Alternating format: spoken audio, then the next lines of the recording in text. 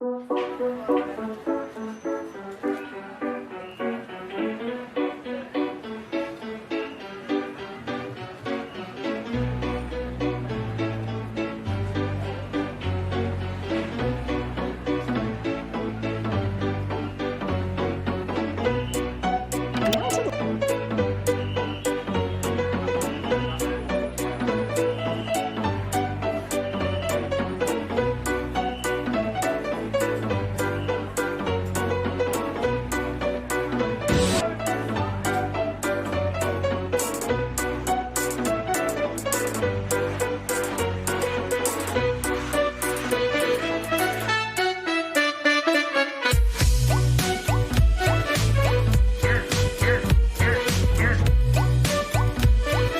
what is up?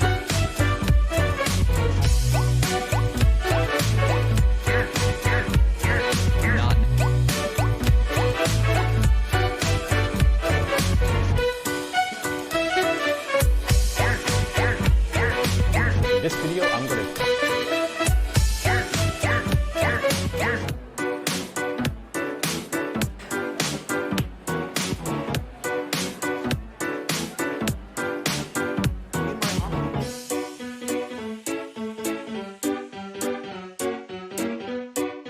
This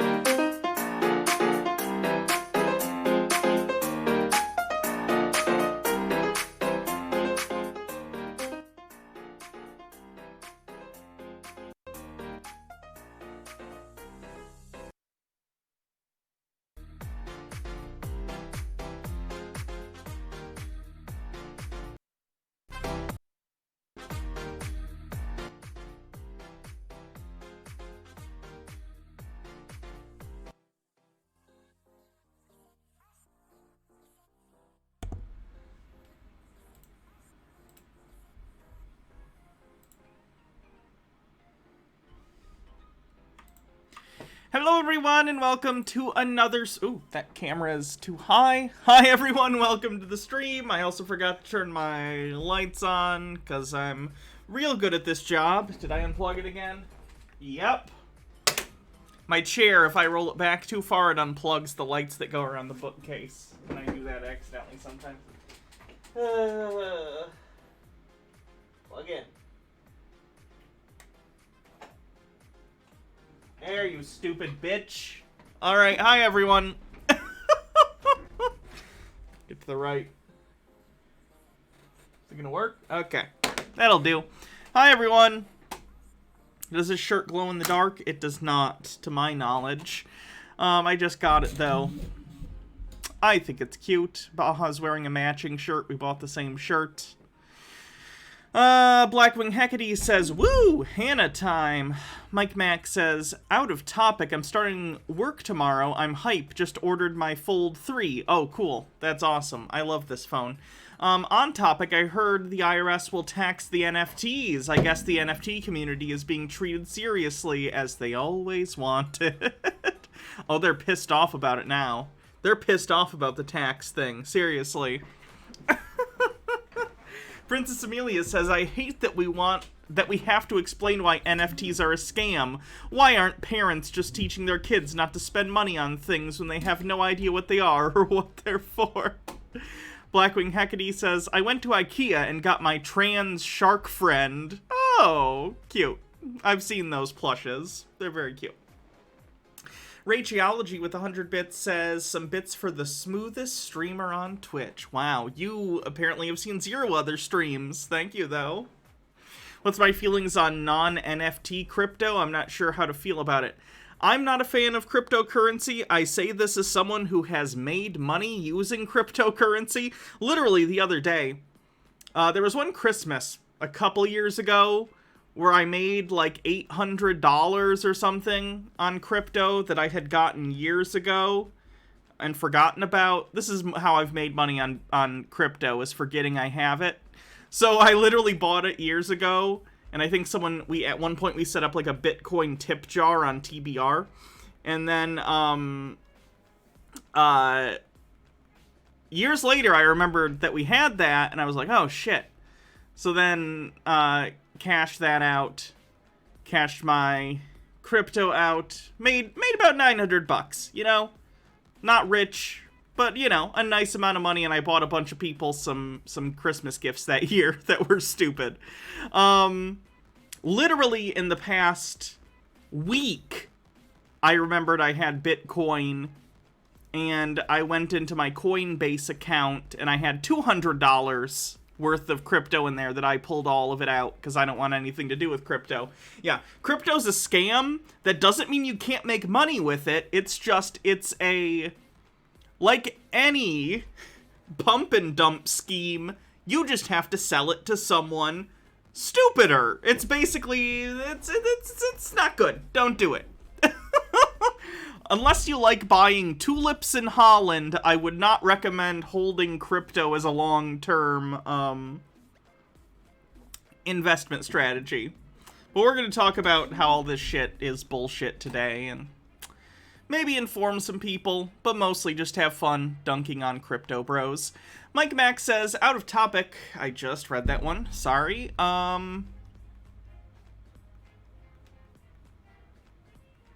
There we go. Vork Void, thanks for 17 months. MSKB89, thanks for 5 months. Level 2 on the hype train, 51%. 5-month subiversary. At this stage, the sub baby is now covered in a coat of fine, downy hair and greasy. Ew. Bumble Homestead, thanks for 500 bits. Bitter Grin, thanks for 100. Bardlock Moses, appreciate you gifted a sub to the community. Princess Amelia says, to me, cryptocurrency really isn't as bad as crypto bros. Crypto bros are the worst. They're related. MH Darkbeast says, Hannah, since you're the queen of poster frames, I seek your advice. Which would you get, the print or the wood? Let me look. What's the price difference? Let me look. Because the wood looks nice, but if it's like way more expensive, $40 versus $50. I'd do the wood then. If it's only like a $10 difference, I'd do the wood. See, if it's printed on wood and it's on a block like that, you don't have to worry about a frame. I'm very frame conscious. Chapomon, thanks for 17 months. Speedy Yoshi, thanks for 9 months. Says, 9 months? Can my stream baby's name be a shitty, cringy Five Nights at Freddy's one? You'd have to give me one, because I don't know anything about Five Nights at Freddy's. I played it like twice when it came out, and that's it. Stephen J. Neptune Man says, I knew something was up with NFTs because a cousin of mine got into them and he has a history of making bad decisions. I'm surprised Peter hasn't gotten into NFTs yet, if I'm being honest. He seems like an ideal mark for that kind of shit. He's at home all the time, so he can spend all his time online day trading crypto bullshit. I think the only thing that's protected him is the fact that he doesn't have seed money to begin an investment. Bumble Homestead says, frame emote when? I don't know, I guess if we get enough sub points to unlock more emotes.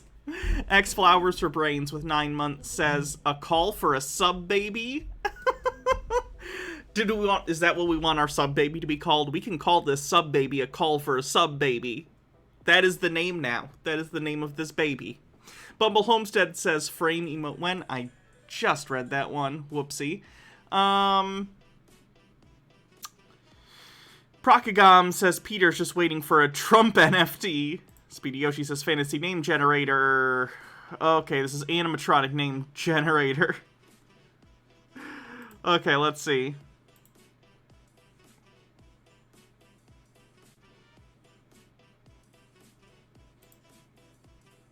I'm gonna go with Nugget the Newt. I would like this baby to be a newt. 40% to level 3 on the hype train. We have a little under 3 minutes to go.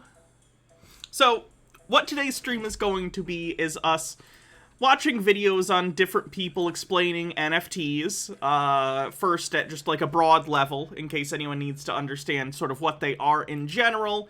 Then more specific examples, maybe going over some videos talking about specific NFT scams that have happened. And I also wanted to look over Dan Olson. You might know him as Folding Ideas. Dan Olson on YouTube and Twitter, he's also on Twitch, has been doing really in-depth dissections and research on NFTs. I don't know if this is for a video he's planning on making, though I hope so, because I find his content to always be very insightful and funny. So he has this whole thread he's been doing for like a month where he keeps posting stuff that he's finding on these NFT discords and communities and all that stuff. So we'll take a read through that. It'll take a while, but I think that's interesting. X Flowers for Brains says, no matter what, my baby is better than him. Did I hear Discord is doing NFTs? Disney's doing NFTs now. It's disgusting. Did you know you got a crypto bro in a reply on the stream announcement tweet? I did see that. I don't have time to deal with that right now. Dan Olson says NFT video in December-ish. Oh, cool. I hope it's like an hour long. Like, if he can pull a length similar to his Finding Flat Earth video, which I think is a little over an hour long, I'd be very happy. Excuse me. Freezer Burn says, hype train time, choo choo. Discord canceled the plans. That's good. Am I canceling Disney Plus? No.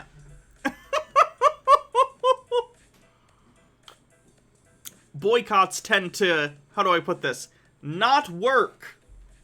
So no. May I sit with you? Mm-hmm.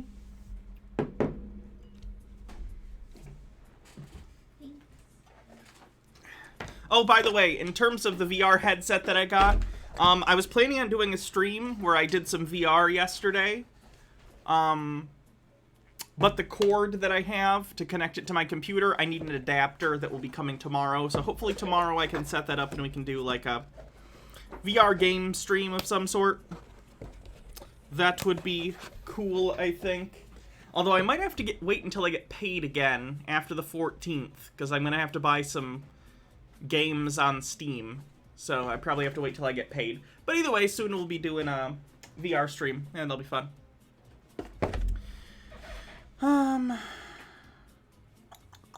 Thought Slime is a good video, the second half of this. Yeah, I have Thought Slime's video pulled up so we can watch it.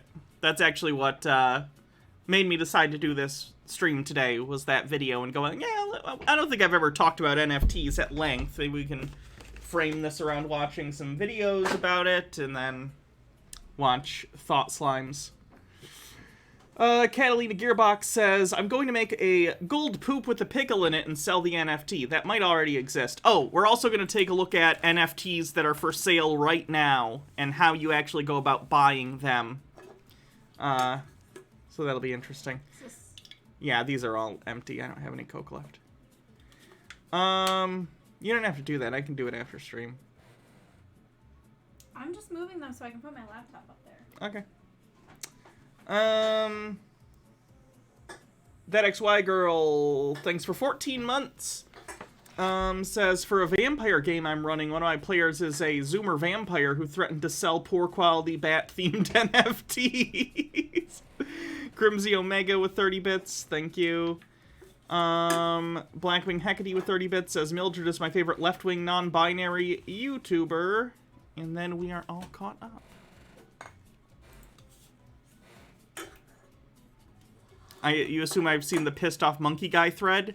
I think so. I don't have a link to it right now, though. If we wanted to look at it, I don't know if anyone has a link. We could check it out once we get the explanations out of the way. Hi, Cassie. Blackwing Hecate says that'd be a hell of a way to blow the masquerade. More fantasy creatures with neck horns. Do you like my neck horns? They're used to attract a mate in my species.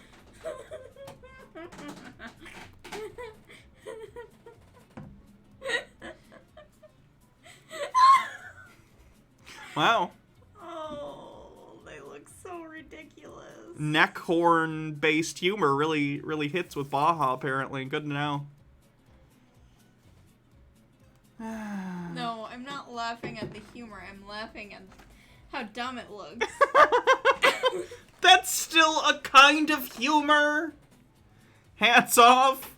Oh boy, it sure is convenient that I'm already having these on. There we go. Nah, I think you should put this one on. Ugh. Give it a shot. Let's see how it looks. I think I look like a jackass. I mean, yeah. You get paid to look like a jackass online, love. That's the whole point. Yeah. Cupcake Chaos, thanks for 18 months, says, a second sub, baby. Nope, gotta eat it. KF Logan has a method, I hear.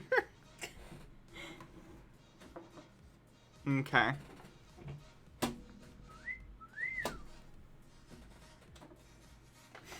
What? Am I not allowed to think that my fiance is attractive? Excuse me. No, I've been taught that's horny jail.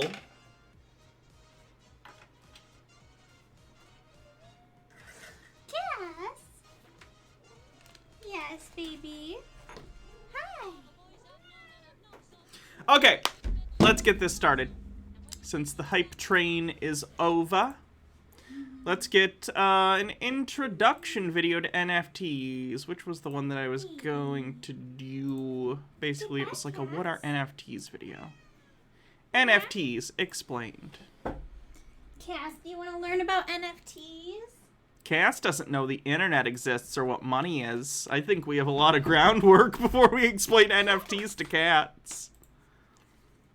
Alright, this should explain NFTs. Excuse me. Lovely. So let's learn a little bit about these scammy, bullshit, crypto nonsense. I just want to throw bullshit again at the end, but that's redundant. You get it. The latest trend that's sweeping the internet. So-called NFT. They're now selling for huge bucks. $69 million. Oh my gosh. So what's behind this latest craze? That is the question to ask. Okay, so there's some super strange stuff happening online right now, and I need to tell you about it. First, look at this tweet. The first tweet ever tweeted in the history of Twitter. The tweet was by Jack Dorsey. I'm one of the co-founders of Twitter. And this tweet was somehow just purchased for $2,915,835.47. Why would you even want to own, like, again, NFTs aren't really ownership of the thing in any way that a reasonable human being not trying to scam others would recognize as ownership. But even if you could, let's say I could somehow physically own the first tweet ever tweeted and put it on my shelf, why would I even want that? Hannah, the blockchain doesn't lie. That doesn't mean anything. I hate it. You serious? And it's not just a tweet. Just last month, a single JPEG sold for $69 million. Oh my god. Nice. The NBA is selling little moments of basketball games for hundreds of thousands of dollars. This is all sorts of digital things. The weird thing is I can't tell. The thing with NFTs is I can't tell if this is going to last another month, another year, 5 years and then crash, or if this is the hellscape we live in where a bunch of delusional man-children trading JPEGs back and forth for the rest of eternity until the planet burns. If this is just life now. The world has gotten so fucked up I can't even tell. Is this just normal now? We're just pretending non-valuable things have value and idiots are trading them back and forth while spewing ridiculous amounts of, like, pollution into the atmosphere while we all are like, healthcare, please. And they're all like, ha ha ha ha, look at this stoned ape picture I bought for $7 million. Your kids are starving? Fun. You want to see the ape I bought yesterday for $2 million? So, here's what I think. I think it'll last until, like, February. Okay. And then, like, a month or so later, I think it'll see, like, a resurgence in, like, a different kind, like, maybe people selling, like, gifts. I guess I don't get it, more just than because pictures. it's at this point, it is a pump and dump scheme. They're just trading them back and forth and trying to make profits off of each other, the people who are in this. So at some point there has to be a crash where everyone, or at least enough people to collapse the system, try to pull their money out and say, I have made enough money with this, now I need to dump. I have pumped, now it is time for the dump. I'm wondering when the dump happens, and they all realize they were all just pumping the price up by selling them to each other at increasingly higher prices, and now that they're, like, artificially up here, now they have no one to sell them to and they're worthless because they have no utility and they're not really art that you're buying in the same way you might buy a physical painting. So, I don't know. It's strange. Princess Amelia says, this NFT means you own this JPEG, but what rights does that give me to this image? None! I'll pay $69 million. Yeah, that's basically how it works. That people are purchasing a version of them for lots of money. There are 3 simple letters that you need to understand what's going on here. Those letters are NFT. Welcome to the latest trend that's sweeping the internet. What exactly is an NFT? So-called NFT. Do y'all in the chat understand what an NFT is? Like, does that stand for not safe for work? What does this mean? Why would you pay for an NFT when you can look at it for free? Is this a gigantic bubble? Just Again, I need to, this is the site that most people buy NFTs from. Let's give an example. Let's go to... They're literally all the same. You wanna see literally all the same. There was ones down these pages that are just Gollum from Lord of the Rings in different colors and backgrounds. And not only are these the ugliest thing I've ever seen, they're copyright infringing. The person who made these absolutely does not own the rights to Lord of the Rings. They cannot use Gollum in this way. Like, that looks like a low-res version of the one from the movie. Not even just the book. It looks like the Andy Serkis one, but shitty. And he's wearing the Joker outfit from Joker. Oh god, he is. Blackwing Hecate says, I'd rather continue buying Magic the Gathering cards. At least those give me new game pieces to play with and only cost multiple hundreds. Deadman XRPM says, can you just make your own NFT? If so, can I make an NFT of you? You could if you want to spend a couple $100 making one, because it costs a lot of time and computer resources, aka energy, in order to mint an NFT on the blockchain. So it costs like $150 to $200 just to make an NFT. Just to make it. The energy required to make a single NFT is in the hundreds of dollars. So, also, I want you to know. This is completely falling off my head, I think. Ow. Sorry. It cost me. You wanna? Is my witch Like- hat somewhere? That might work I think better. it's downstairs. You wanna just hand me the stupid fedora thing?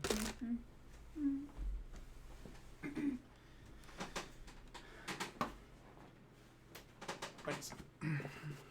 So on average, it costs me to charge my car, my electric vehicle. That goes for hundreds of miles on Yeah. a single charge, mind you. Yeah, it costs me like $2.97 if I go from empty to full charge. $2.97. That's how much the energy costs to charge my car that I can drive for like over 250 miles. Dead Man says, OMG, that's ridiculous. It's just so stupid. It's just, the energy usage is disgusting. By the way, how much do you think this golden Joker Golem costs? Because it says 0.03 Ethereum, and I don't know if you or chat knows the exchange rate of Ethereum. I have that pulled up. But just curious, how much do you think this Golem is going for? 0.03 Ethereum. Oh no. Yeah, given how ridiculous NFTs are, you're probably gonna over guesstimate because you're gonna be like, is it millions of dollars? I'll give you a hint. This is not $1 million one. Okay. This is not an expensive one by NFT standards. Okay, I'm gonna think about. So here's my thought process. Okay. It costs like $150 something to mint it. That was it's variable, but Okay. Let's recently say that's what I saw quoted. $200, Okay. to mint it. So I would say like this is probably going for like $600 US. Okay. Let's find out. 0.03 equals $142. So this is a cheap one. So they're probably not getting their money back. They might have been able to do it in a place where electricity was cheaper, or in a way that made them do it a little bit cheaper. So you too, oops, I didn't mean to exit that. We're going to need that for later. You too can own Ugly Joker Golem for $140 something. And this is a cheap one. This image that I can literally right now, they don't even, there are websites where you can like block out the ability to right click save as. They don't even do that here. Right click save as. I'm just gonna call it Ugly Golem Scam. And now I have that JPEG! Look! Look! Hold on! I'm opening it in my computer so you can see it! Okay. What if that, like, what prevents you from taking that image? Look! I own the NFT now! What Wait, you prevents can't see it still. From taking that image, changing it a little bit, like maybe adding, like, fluorescent pink hair, and then selling it as an NFT again? Can you guys see that? Look, I own this NFT. What? What's keeping you from changing it and selling it again? Nothing. Nothing is keeping you from doing that. Honestly, I would download a car. If you could, like, 3D print a car, like, if that happens in the future, I would download a car. The moral issue with theft is that of scarcity. Theft is considered immoral, specifically because in most goods that human beings care about come with some form of scarcity, either artificial or natural, right? Gold, naturally scarce, specifically because there is X amount of gold on the planet, and there is a cost to get more of it. A painting, the Mona Lisa, is a painting that was physically painted by Leonardo da Vinci. There is one of them. That's scarcity. Natural scarcity. Digital art, while digital art can be beautiful, is not the same. You can copy digital art as many times as you want, because it's just data. Like, there is no original in terms of digital art. If you're working on digital art and you save it and then re-bring it up, is it the same art? It's just the same data telling your computer what colors to display. So all you're selling is the data. But then, let me be clear, when you buy an NFT, you're not even really buying the data, you're buying the rights to a string of numbers on the blockchain that says you own that image, not the rights to use that image commercially, mind you. The artist still owns the copyright to that image. You own the rights to a string of numbers on the blockchain that says you own this string of numbers on the blockchain that we have associated with this piece of art. Okay. This cookie is worth more than an NFT because you can eat it. I can eat this. Also, if it's the only cookie left, Hannah, how much would you pay for this cookie? Is it the last cookie on Earth? It's the last cookie in this house. It's the last cookie in this house. Yeah. And I'm not going to give it to you unless you pay for it. Can I barter sex for the cookie? No, that's prostitution.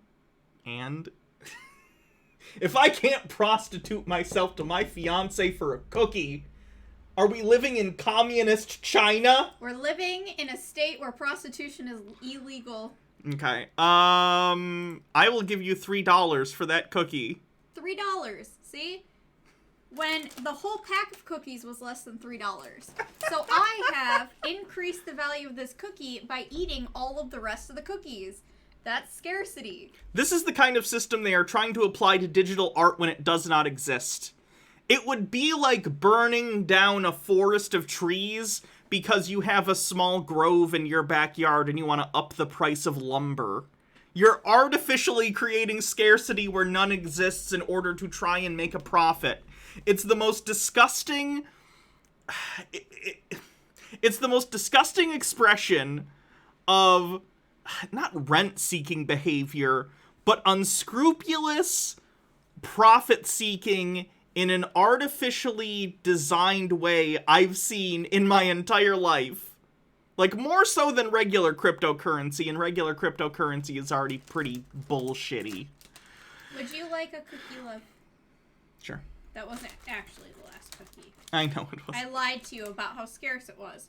Just like NFTs. Someone make an NFT of me eating this cookie. It's like postmodern art or something. Like what Kennedy says. It's why piracy doesn't bother me. Sure. Logarth says, it's actually even stupider than that, Hannah. It's not even the art, it's just literally a key, link, a large hex code on the Ethereum blockchain servers, saying that the holder of the key is the owner, but it does not hold any legal rights like merch royalties or distribution. Yeah. It's really dumb. Okay. I have a question. I don't know if anyone in chat knows the answer to this. You might know the answer to this. There are 2 hydrates, by the way. So don't understand like cryptocurrency or NFTs or anything on like a what are you physically doing sense. Like when you are minting an NFT, what are you literally doing? Like what's the energy that's going into it and why is it worthwhile? Oh, like, why are bitcoins worth things? I'll explain. Okay. So the entire idea behind Bitcoin and other cryptocurrencies is to create a decentralized currency based upon scarcity, right? So if you look at something like gold, gold is desirable to people for a variety of reasons. Traditionally, because it's seen as valuable, because it is scarce. If you're into video games, in Fallout games, bottle caps on at least the West Coast are used as currency because they are scarce, relatively speaking. The ability to make these bottle caps, as they were made, is basically gone, except for government entities like the NCR. So because of the scarcity, they are valuable. Now, they decided to basically simulate scarcity within cryptocurrency by making the mining of cryptocurrency, basically minting these coins, bitcoins, a process by which your computer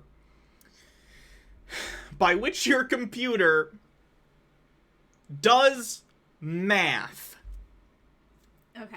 So it is an algorithm that, like when Bitcoin first came out, the equations that your computer had to solve in order to make Bitcoins was relatively easy.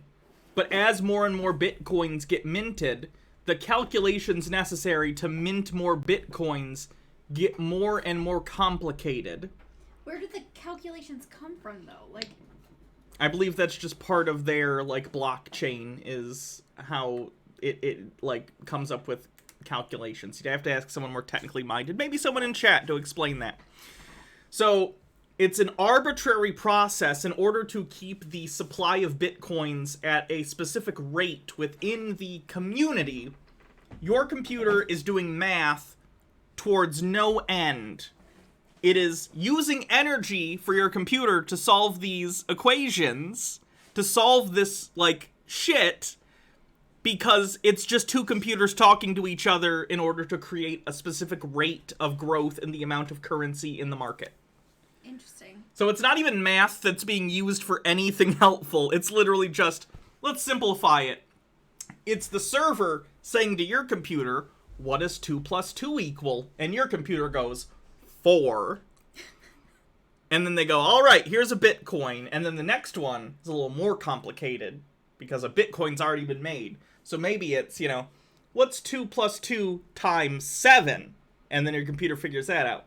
And you have that happening over years and years and years. And this is why now if you want to run a Bitcoin mine, you need powerful computers running 24 hours a day at really high energy cost because the equations have gotten more and more complex as time has gone on. So it's people literally just burning through electricity for no reason. There is no... If you wanted to make 10 trillion Bitcoins, the people in charge of Bitcoin could do that. But that would ruin the market. So they don't. That's why it's tied to this process. To create an artificial economy that self-regulates, air quote, the amount of currency within the market. Honestly, that makes me want to cry. Because, like, the amount of energy used.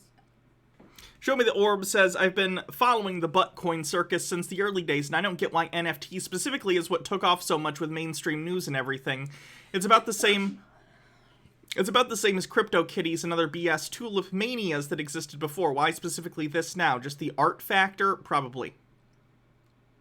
Rageology says, the Mona Lisa is a shit painting, though. Its incredible value is reliant mostly because of the myth around it. It originally had eyebrows, but they can't restore it because people would complain.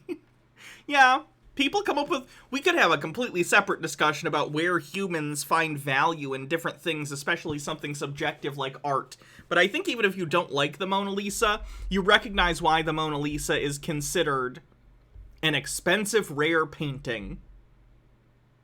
NFTs, there's no reason. Logard says NFTs are literally a bigger sucker scheme. And there's a link. I don't know what an NFT is, but I'm sure it's contraband. Quark, there's no physical product associated with NFTs. No product, no contraband. Odo, and your customers pay for this for nothing? Quark, they can't get enough of the damn things. Beautiful, isn't it?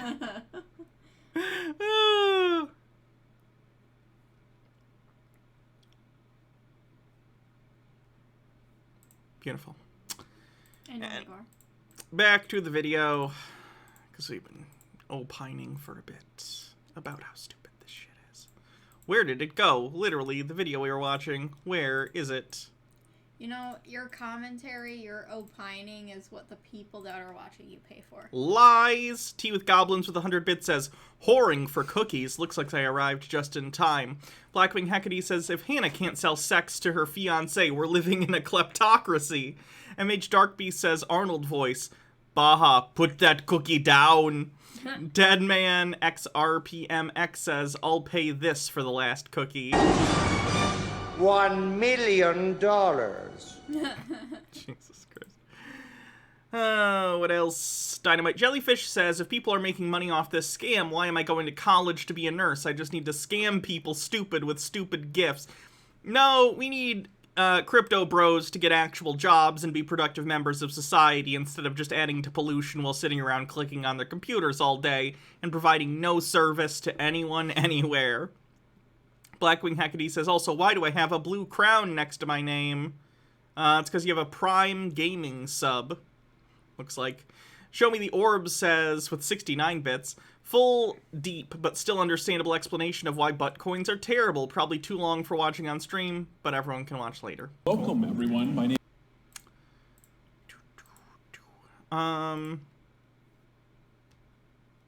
Red Werewolf says, Crypto Bros, NFTs let you own digital things for the first time ever. Me squints in my extensive Second Life inventory.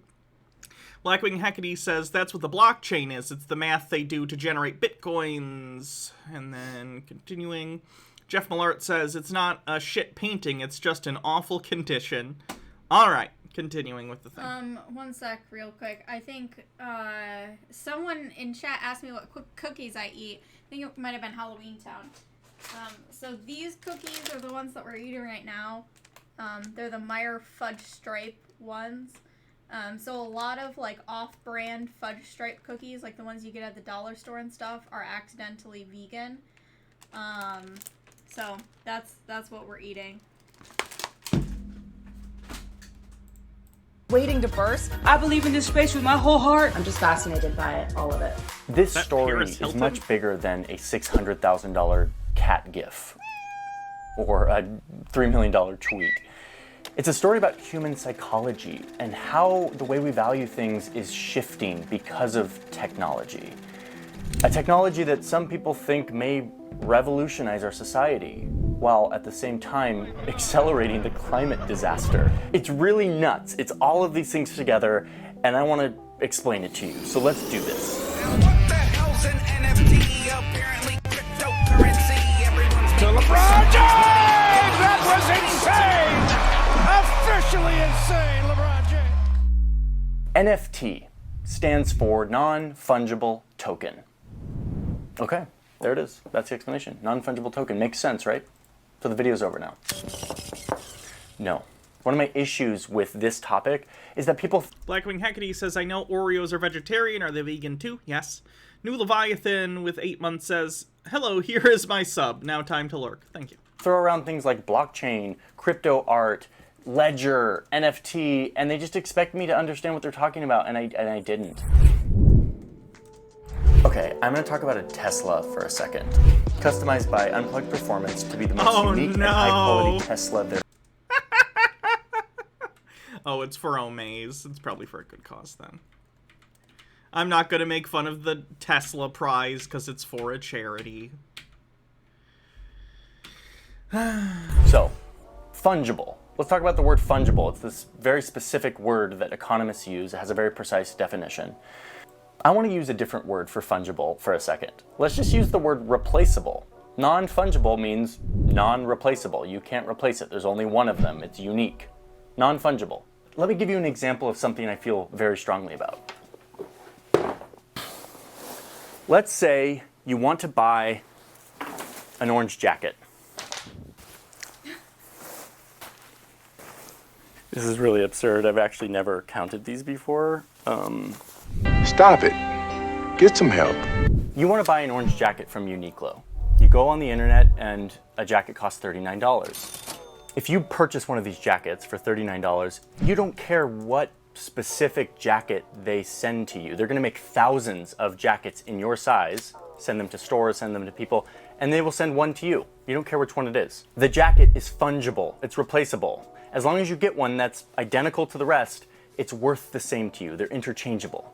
However, let's talk about... This is what I don't get, because digital art is the most casually fungible things ever.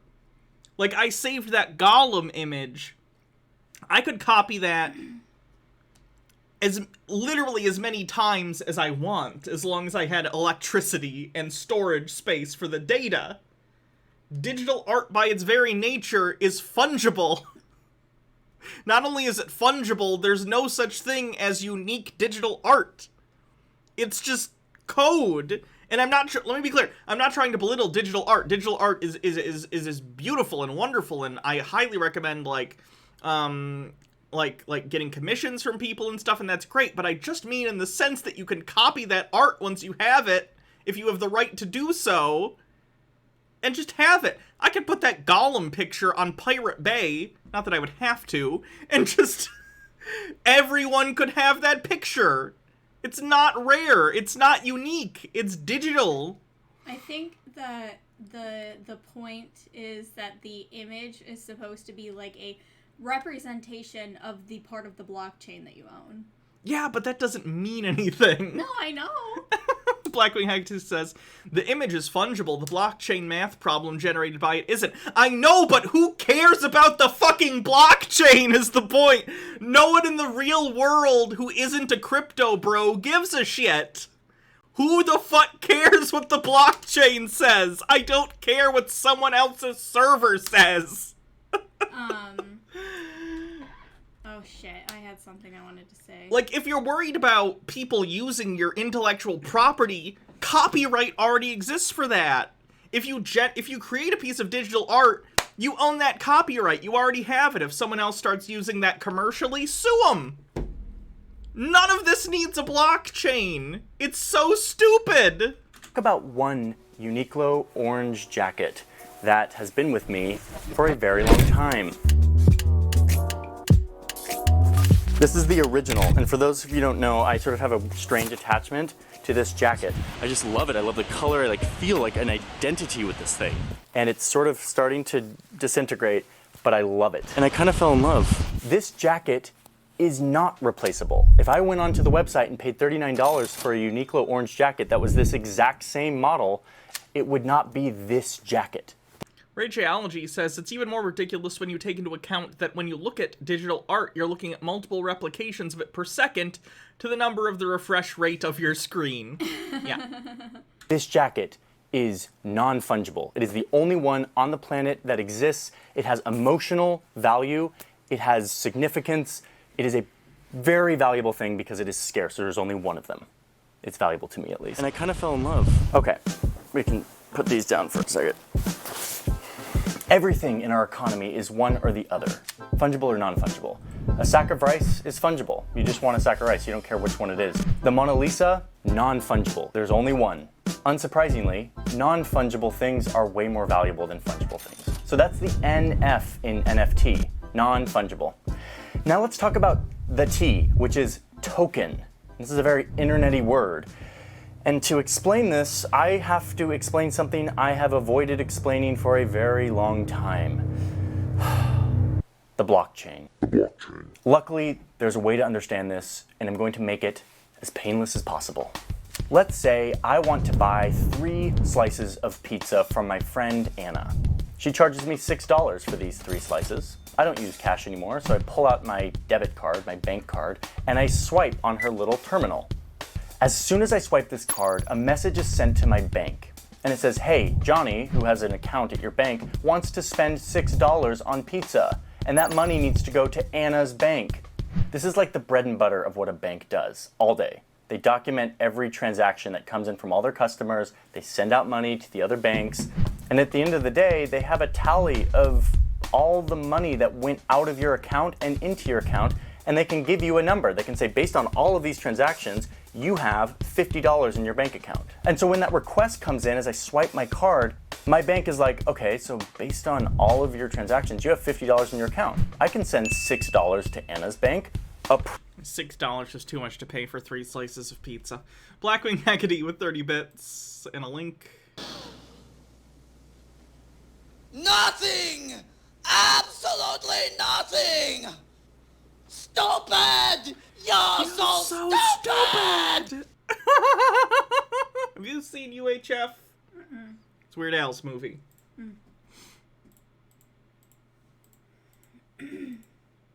Proved. And they and then H. Baird says the word fungible has officially lost meaning. Proved the transaction. Once that money comes into Anna's bank is doing $2 for a slice is cheap where you live. I can get a whole pizza for $5. It won't be a good pizza. But it'll be edible It pizza. won't be a good pizza, but it will be a Little Caesars pizza. Doing the same thing. They're like, oh, Yeah, I can link it. cool, she had $80 and now she has 86. And Wait, should I share this video with you? Don't you have to go through the blockchain to get it or something? Isn't that how we want the internet to run? they add it to her record. More and more, your money is just a number on a screen. It's the result of a bunch of transactions. You don't barter with physical things and you don't use cash as much. So the bank keeping meticulous records of every transaction becomes really important. We trust the bank to do this correctly. So thank you, banks. Banks and other middlemen have been keeping stuff like this running smoothly for centuries. I mean, kind of smoothly. The NASDAQ, everything and more has been completely wiped out. Was the worst day on Wall Street? What in the world is happening on Wall Street? There have been a few bumps in the road.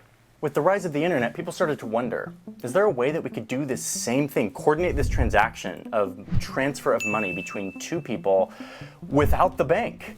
The result is a very clever concept called the blockchain. The blockchain fulfills the same thing the bank was doing. But instead of doing this privately on my bank account and talking to Anna's bank, all of the transactions are actually recorded publicly on the internet. You're going surfing on the internet.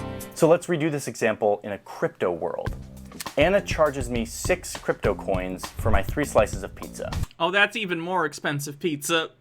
Black Equity says, when a word loses meaning from repetition, it's called semantic satiation.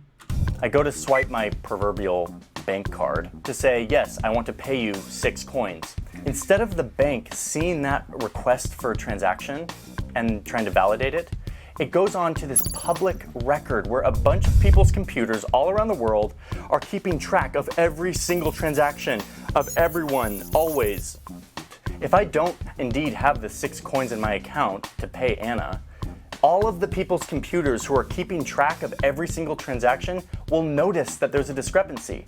They'll be like, whoa, whoa, whoa, dude, you don't have 6 coins. We're looking at every transaction ever and you don't have 6 coins. Your transaction is rejected. If I do have 6 coins, all of the computers looking at the public record will see that request for a transaction and they'll be like, yep, approved. You have 6 coins and now Anna has 6 coins. And they'll write that transaction into the public record. Now Anna having those 6 extra coins is now the business of everybody. Everybody now knows that. The point here is that the group verifies the legitimacy of every transaction by keeping an eye on every transaction to make sure that it adds up. Okay, I'm getting hot at this point, so I'm taking off my orange jacket. Okay, so you're wondering, what does the blockchain and this public record have anything to do with cat gifts that sell for $600,000? Blackwing Hackety says, speaking of expensive pizza, is this the person who bought pizza with Bitcoin back in the day? Yeah. On the 22nd of May, 2010, Laszlo, Hanyeks bought a pizza for 10,000 Bitcoins. This is the current US dollar valuation of that pizza. The Bitcoin pizza, 21 hours ago, was worth $643 million.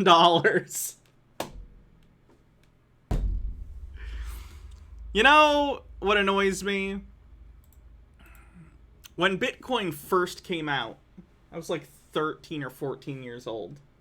I was like, I should get some of that. And I didn't. Mm-hmm.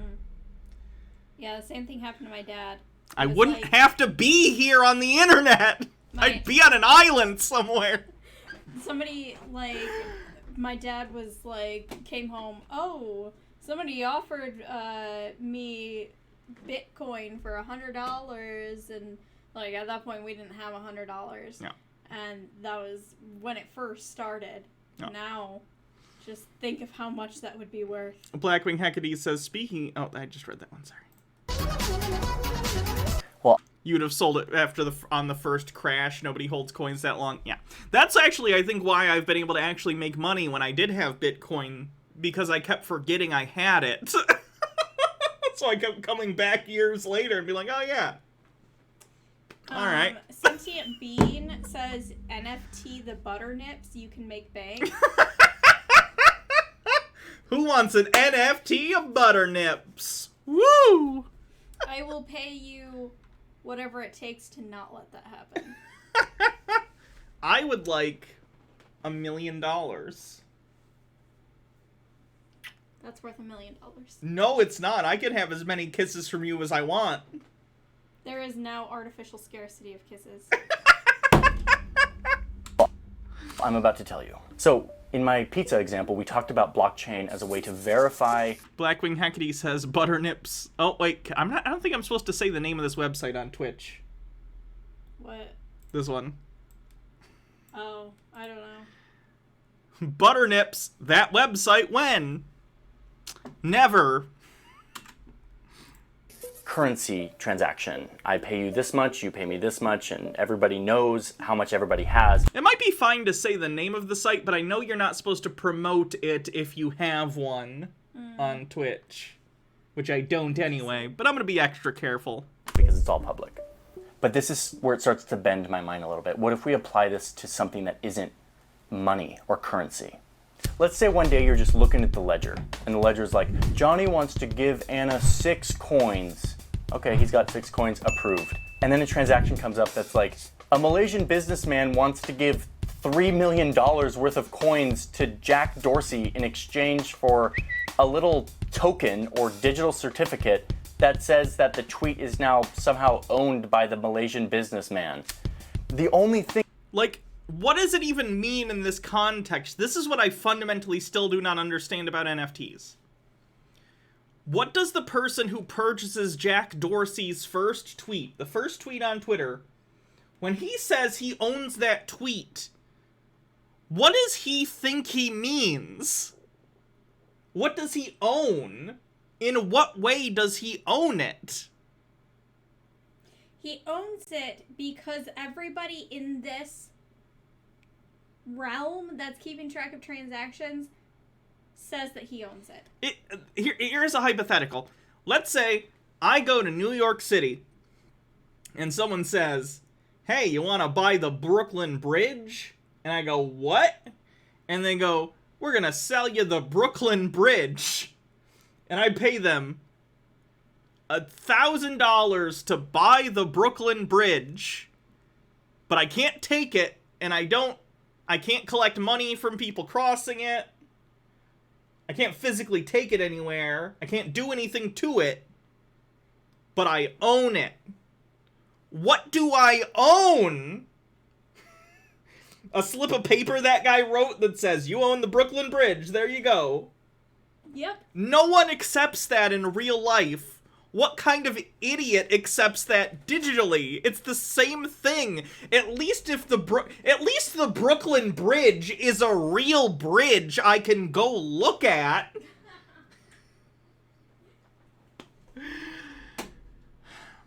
Overthought says, all the knowledge, time, effort, and science behind creating this imaginary currency could have been used to accomplish so many more important issues. We deserve whatever Armageddon we create. H. Baird says, start blockchain kisses. $1 billion idea right there. Show me the orbs with 6969 bits. Says, hope you'd own a tradable thingy that references it like a trading card on Steam Market, LOL. And then Blackwing Hackety with 30 bits and a link. New York City! Stranger, I hope you can beat a full house. Pick up the original. Jesus Christ. Thing that the blockchain cares about is, does the Malaysian businessman have $3 million worth of coins? And so a bunch of computers all around the world look at the whole entire list of transactions and say like, yeah, this guy has more than $3 million worth of coins. Approved. They approve the transaction, and now it is written in a public record that is unalterable that says that this Malaysian businessman owns this tweet. The token has been transferred to somebody new. Non-fungible token, NFT. And if there's anything that gets human psychology to value something, it's if an entire group validates that it's real and that there's only one of them. There are tens of thousands of NFTs of all kinds. Some music is being given tokens. Lots of art is being minted as tokens and being bought and sold. And then, of course, there's NBA Top Shot, who's taking advantage of this. These highlight moments, these top shot moments from your favorite NBA players have been turned into non-fungible tokens. Okay, here's, I think, part of the issue. Because I recognize that if everyone in the world recognized that NFTs mean something, then they would mean something. It's a social construct, right? So I understand, I guess, in theory, what the crypto people think, although I think morally, and morally, environmentally, all sorts of things. I think it's a terrible, stupid idea, and frankly, I find the idea of artificial scarcity in and of itself to be immoral, and I don't like it, and I don't want anything to run on artificial scarcity, because I think that's stupid. But the fundamental issue is, the group of people whose confidence we're supposed to follow in terms of taking this seriously is crypto bros. Do crypto bros know no one takes them seriously? Like, most people hear about crypto bros, people who know about what crypto is and who crypto bros are, they already find them incredibly suspicious and scammy and cringy. So of course no one's gonna take this idea of NFTs seriously, other than other people trying to scam other people for money, which is basically everyone in the NFT space at this point. Miyakota Storm says, based on what I've seen, they all think we take them seriously because money, but we don't though. That's the thing. Blackwing Hecate says the answer is in the question. They're unwitting confidence men. Emphasis on the con. Narnia Owl says there's a whole MMO scam that sells virtual plots based on a model of Google Map data. Of course you have to pay the devs to buy them, and now everyone has to sell at big losses if they want to cash out at all. Yeah, it's really stupid. Bardlock Moses says, so this is like naming a star after someone, but you destroy the planet while doing it. Yes, basically. Tube Man says, can't wait for NFT real estate to become a thing. Welcome to my NFT house. We can only go inside twice a year, but don't worry, we can sleep in the blockchain. Again, though, that would be inherently more valuable than an NFT, because a couple times a year, you can go into the house, and it's a real house. What you're describing is a timeshare, which is also a scam, by the way. Jesse made headlines the other day when he paid $208,000 for LeBron James Top Shot. It's the weirdest thing. As soon as humans have enough abundance, they have their basic needs met, food, shelter, warmth, etc. The next frontier is to create value in things that have no inherent value.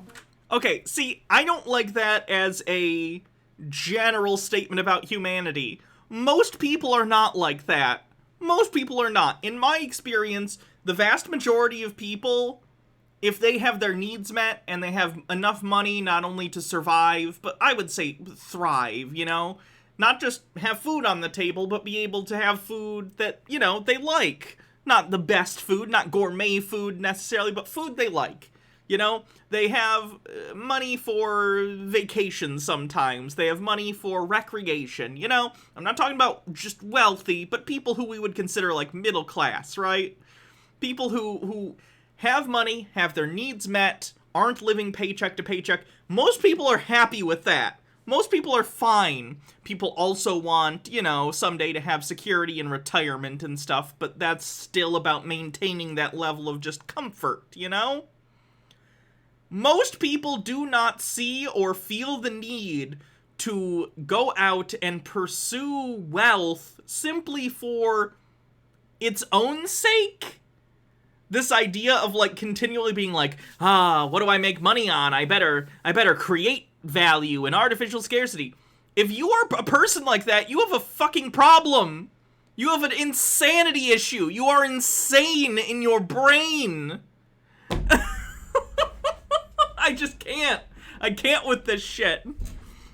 It's like a minority of people in society who are complete psychopaths addicted to hoarding wealth. Whether we're talking about successful people like Jeff Bezos or wannabes like crypto bros. It's like they think everyone is like this and we look up to them. And it's like, no! Fuck off! You are everything that is wrong with humans! Narnania Owl says, Crypto Bros are also basically doing MLM pyramid scheme things. They are trying to convince other people to buy in so they can cash out. Yeah. They're getting other people to hold the bag. They're pumping so they can dump. Simple Cat Girl says, I think it's better to say that when you have too much money to cause this shit, like billionaires wanting to feel like they have to worry about getting something. Yeah. The value turns into psychological hype, excitement around a certain thing. We've been doing that forever. I mean, that's the whole art industry is based on the idea of a bunch of people deciding that this painting, this little bit of canvas and wood and paint is valuable, and thus it is valuable. The only difference about now is we now have the technology to do this in a non-physical way, using this very sophisticated internet technology that is maturing very quickly. Okay, so this is a lot of hype, and I know you're probably thinking, like, cool, there's a bunch of rich people online buying and trading digital art, and there's millions of dollars worth of cards. I thought... Again, no. Digital art implies, and I think he's coming at this a wrong way too, I think he's trying to be objective, but I think in trying to be objective, he is ignoring the reality of the situation. It would be one thing if I felt that the NFT space, or if it was evident that the NFT space was full of good faith actors genuinely trying to pursue a collection that they enjoy, right?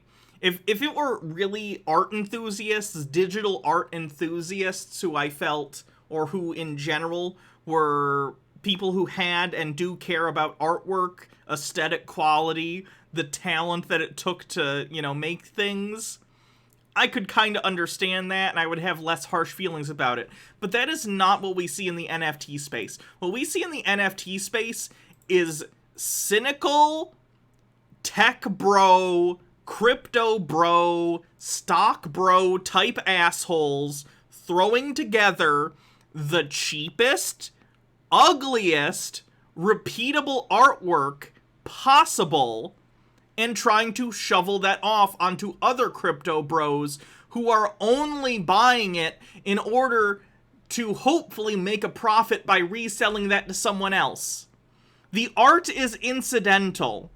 The actual imagery here is entirely incidental to what is actually going on. In this case, it's a picture of a fucking bear bobblehead. This is a mushroom. It could be anything. It could be pictures, it could be video, it could be nothing. It's like, how do I explain this?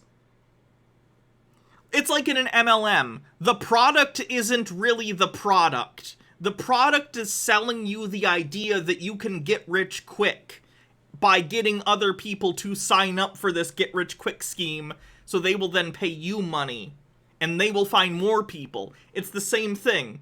This is not about the art. If it was, I would understand at least a little bit better, but even then I would disagree just because I don't think this is the best way to go about dealing with digital artwork. This is entirely about people trying to scam other people into buying something for more money than they bought it or minted it for. Period. The art is incidental. Felix Night Owl says, I can't get past the fact that the term NFT is fraudulent in the first place because the screenshot button exists that destroys the non-fungible concept. The token is non-fungible. The artwork is not. As someone succinctly said earlier. You said that this was going to have the potential to change the world, and I'm getting there, but first I need to talk about the crazy flip side to the NFT fad. The reality is that the technology that is the backbone for all of this, the blockchain stuff that we've been talking about, relies on the public ledger thing that I talked about. Like, that is the sort of heart and soul conceptually, but mechanically, like physically, what it relies on is computers doing a bunch of little calculations all day and night forever. These computers aren't real computers. They don't have any memory or screens or anything. All they do is just make little micro calculations all day, all night. Most NFTs are stored on a blockchain called Ethereum. And as of now, in early April 2021, when I'm filming this, the Ethereum blockchain is using 33 terawatt hours of electricity. And you're like, what's a terawatt hour of electricity? That's the same amount of power as the country of Serbia. A reminder that generating electricity usually comes from power plants that are burning fossil fuels, that are putting carbon into the atmosphere, which is a big freaking problem. At the service of nothing but douchebags with more money than sense trying to scam each other in perpetuity. I feel like I'm taking crazy pills. This is like the plot to a farcical novel. Like, I could see this in some sort of, like, Douglas Adams writing where he talks about, like, yes, the financial system of this species is very strange in that it entirely revolves around people trading things back and forth for increasingly ridiculous prices for eternity, even though those goods have no inherent value whatsoever or utility. Like, this feels like a joke. It doesn't feel like a real thing someone would make up. Tombman says the art community is constantly dealing with scammers and trying to make a living on their art, and like always, some douchebag who wants to make a quick buck is trying to fuck over artists, and it's extremely annoying. I bet. Narnadia Owl says, this crypto nonsense has basically eaten up all the green energy progress we made in the last 10 years. Blackwing Hecate says, Serbia, question mark? Ooh, a Serbian film makes me question clicking this link. Nah, I don't want to see a single frame of a Serbian film ever again in my entire life. No thank you. Princess Amelia says, BRB, just going to make a whole bunch of computers use the same energy as Serbia to solve math problems over and over again. Made disaster on a global scale. The power consumption of the Ethereum blockchain is exploding. It is quadrupled in like 8 months, and it is showing no sign of slowing down. It is a lot of energy, and to think that that much energy... Like, at what point does this just get banned? Like, we are already having supply chain issues, computer parts that would normally go to consumer goods, phones, consumer computers and stuff are being used by asshole crypto miners, so it becomes impossible to, like, build computers for most people these days. Like, at what point does this become such an issue that everyone just goes collectively, alright, no, look, what's a crypto bro name? I don't know. Chandler. Alright, Chandler, I know that your parents gave you, a lot of money when you left college, so you would stop, snorting Xanax. I know. The trip to Cancun after you stopped doing the Xanny. Pretty wicked. Anyway, I know that you trade that money around now using pictures of apes smoking marijuana, but it turns out you're helping destroy the world quicker, so the government has decided you're not allowed anymore. Like, at what point do we stop letting people like this control how the world works? It's disgusting. Blackwing Hecate says, cackles manically. Bittergrin says, yoink, I assume becomes the stream boss. Is not being used to, like, move people around or produce things. It's used to, like, crunch numbers in a weird computer warehouse somewhere so that somebody can buy a fake token of a thing that we only...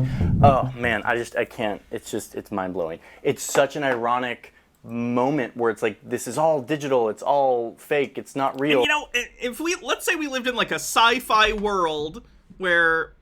I guess in this case, let's say we have, like, a clean energy source. We somehow solve cold fusion, and it's safe and plentiful, and there's enough energy for everyone, and we're not dealing with the looming climate catastrophe and everything. I wouldn't care if a bunch of dude bros wanted to scam each other. I would still laugh at it, and I would still do streams about it, but I wouldn't be mad. I'd just be like, look at these idiots.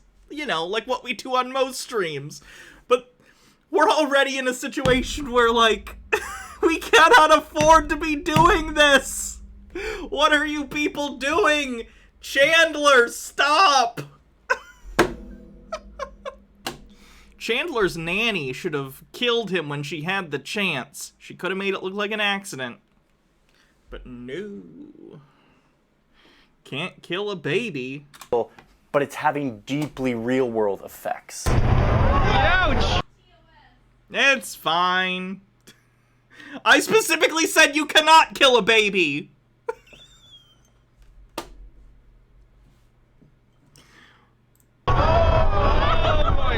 I just want to finish this video now talking about what this might mean for our world going forward. This hat is getting This is definitely warm. hype, and that's the whole point. I mean, these speculation markets are all about hype. We see this all the time with new technologies oh, great. Now I have and hat new hair. things that people get excited about. I gotta go comb my hair. I'll listen to this as I'll be back in a second. And they swarm it with their investments, and the price goes up, and then something happens. For example, come on, Uncle Phil, this is the 90s, man. What's a web page? Something ducks walk on? Unequal value. So cash in on today's new account. Man, it's the 90s. It's hammer time. in the 90s, the internet was taking off, and people were just realizing that you could like make money on the internet. You could like make big businesses on the internet. The stock market was surging 400% in 5 years, mainly fueled by so much hype and excitement around these new internet companies. Break the record as America's longest boom. The new economy. Is it a boom without end? This rise peaked in March of 2000, and then the bubble burst, and a lot of these companies either went under or completely lost all of this excitement valuation that they had. Saw it, didn't you? It was down some. Hydrate. But did that mean that the internet went away? Did that mean that internet businesses didn't come back? No. Companies went on to reshape our world. Right now, I think we are probably in that stage of NFTs. It's hype, it's novel, it's exciting. But what it's doing is it's pushing our minds to think differently about how we validate and verify things. If I buy a house, there is a whole thick stack of paperwork and a bunch of middlemen to make sure that it is very clear who owns the house and how that money gets transferred from one person to another. It is like a nightmare of an experience. Okay, they're still gonna do that, because in the real world, they're not gonna just do that via the blockchain. It's not gonna, no.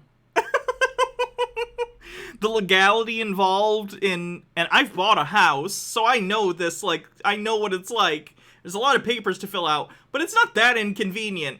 Like, it took like a couple weeks to do for, while we were like in escrow and closing, but then I just showed up and signed a bunch of paperwork. There's always gonna be that shit involved. Like, you're not removing this. Not when people are spending, in many cases, hundreds of thousands of dollars on property. Tucker White says, sure, protecting the environment of a doomed planet and failure of a species is, quote, important, unquote, but you'll get my gay coin when you take it. Oh, my internet has a terrible sense of comedic timing.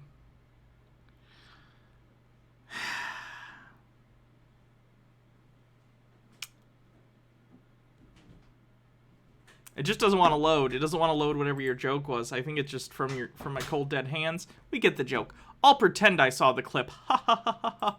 What a timely clip to include in your message.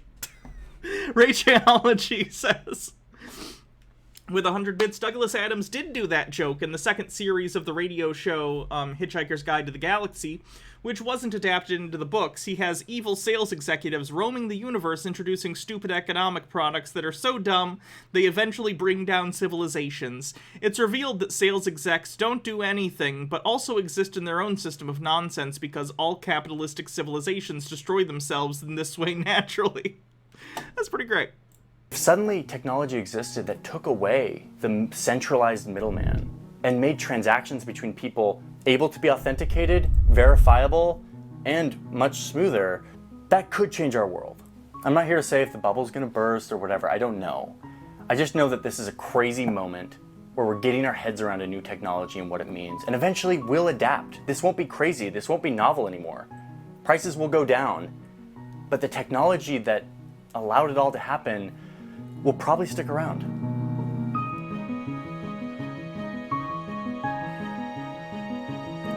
So that's a basic intro to like NFTs and what's going on with them. Let's take a look at Dan Olson's thread, because I really want to go through this. It's really interesting stuff. So we'll take a look at some of the stuff he's been finding on various cryptocurrency, NFT discords, forums, websites, stuff like that. Blackwing Hecate with 30 bits.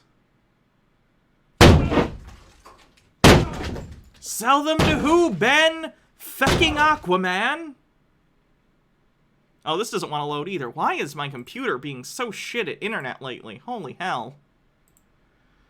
Okay. MH Darkbeast says, by the way, Hannah, since Pietro and Wanda are twins, that was a long birthing process. Also, NFTs are a scam, but this is priceless.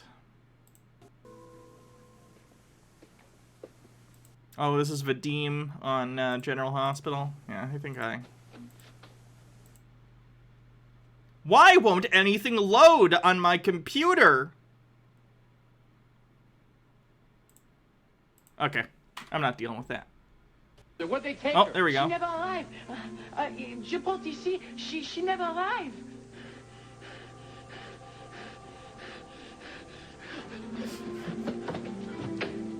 Good job, Vadim. Alright, back to Dan Olsen's thing. Clear the porn cookies. Funny you bring that up. I actually did clear my cookies the other day for non-porn related reasons. Some other website wasn't loading and it recommended I clear my cookies, so I did. And it's annoying. Don't do that. Mike Mack says, it's called, he's trying to hack you. Mm-hmm. Can I close your laptop?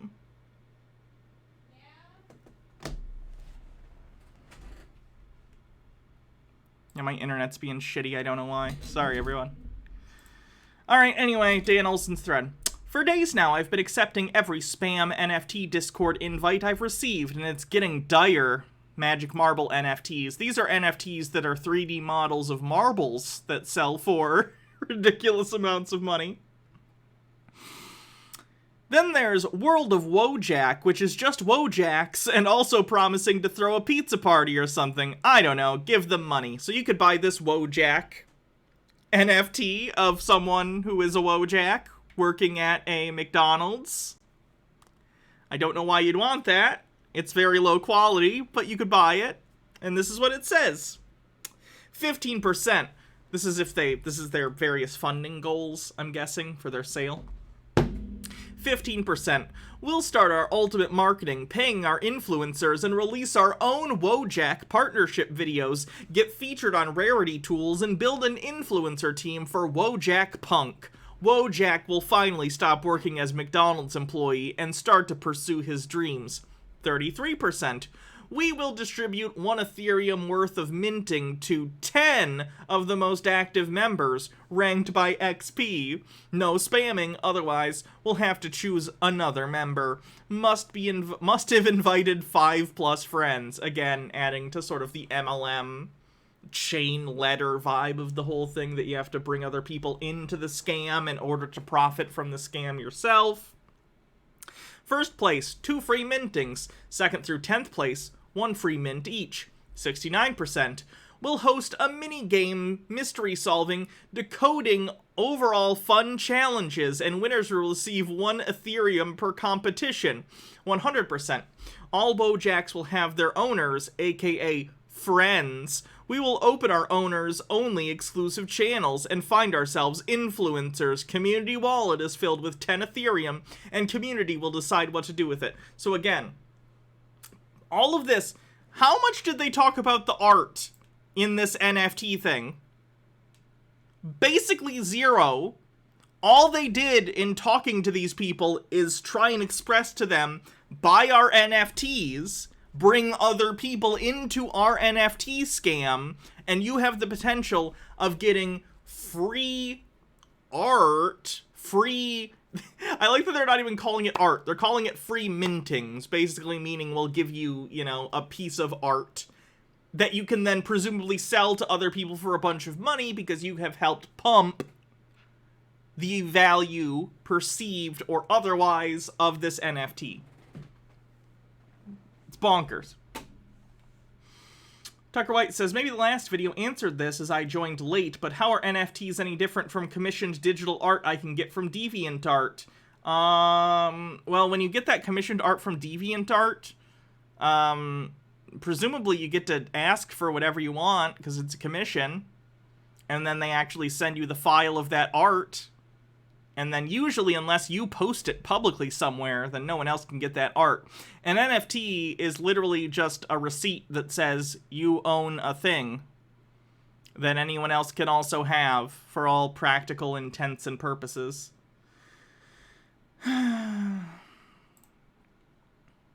Can't forget Dimez, who is selling virtual bags of crack rocks, which has, needless to say, a robust roadmap for the future. So you can buy an NFT of this bag of crack. What can I do with my NFT bag of crack? Whatever you want, really, but we'll be rolling out some cool new features on our site to visualize your dim EZ in different 3D micro scenes that you can then screenshot and show off. What are the future plans for the product? Additional NFT collections, giveaways, and collaborations with other Solana NFT projects. Stay tuned for our official roadmap. So guys, buy this bag of digital crack today, and someday we'll make a use for it. See? It's not a scam. Someday they might do something with this that you might be interested in, so just buy it. Just buy it. Just buy it. Buy it. Just buy it. Just buy it. Buy the NFT. Buy it. Buy the NFT. Are you gonna buy it? Buy the NFT. We're gonna do something with it eventually. Buy my NFT! Narnia Owl says, it's the same thing as the scam game I mentioned earlier, which has non-existent gameplay and nobody even cares about what the game is supposed to be eventually, just that it's a speculation market. Duggar White says, me, after you read all of that. Oh no, my brains. So that's the crack one. Literally, as I posted that, I was invited to join the Beverly Hills Car Club, whomsta's roadmap uses the acrostic PRNDS, very easy to retain, good marketing. The Beverly Hills Car Club, so it's NFTs of cars. PRNDS. Pre-sales on Discord. Release NFTs to the general public. NFT marketplaces list Beverly Hills Car Club tokens. D. Drop exclusive merch for club members. S. Send die-cast models of each NFT to owners. Plus minus Beverly Hills Car Club, Melrose Avenue, pop-up. It's just words! It's just words to make you buy a receipt for a GIF or a JPEG. Bittergrin says, I don't even really do drugs and I'd rather just have a bag of crack. At least you could sell the crack and someone could use it.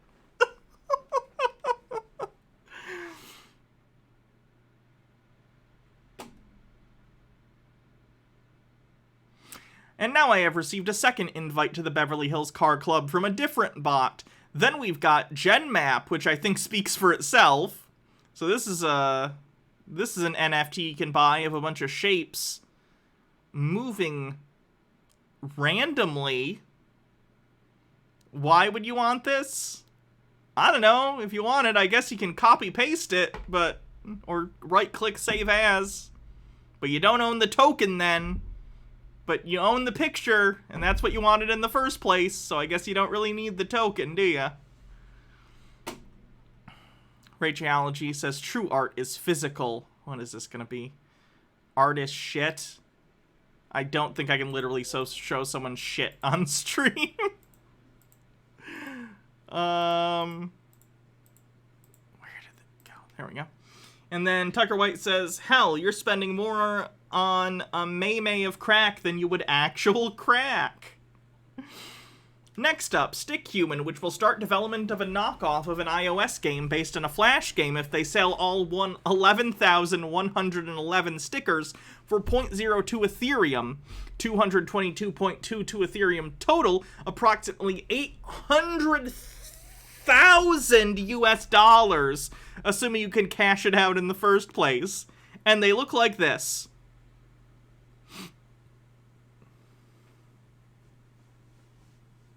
It's just about the art, though, guys. It's not about just scamming people into pump and dump schemes. It's not a scam. They're just passionate about art.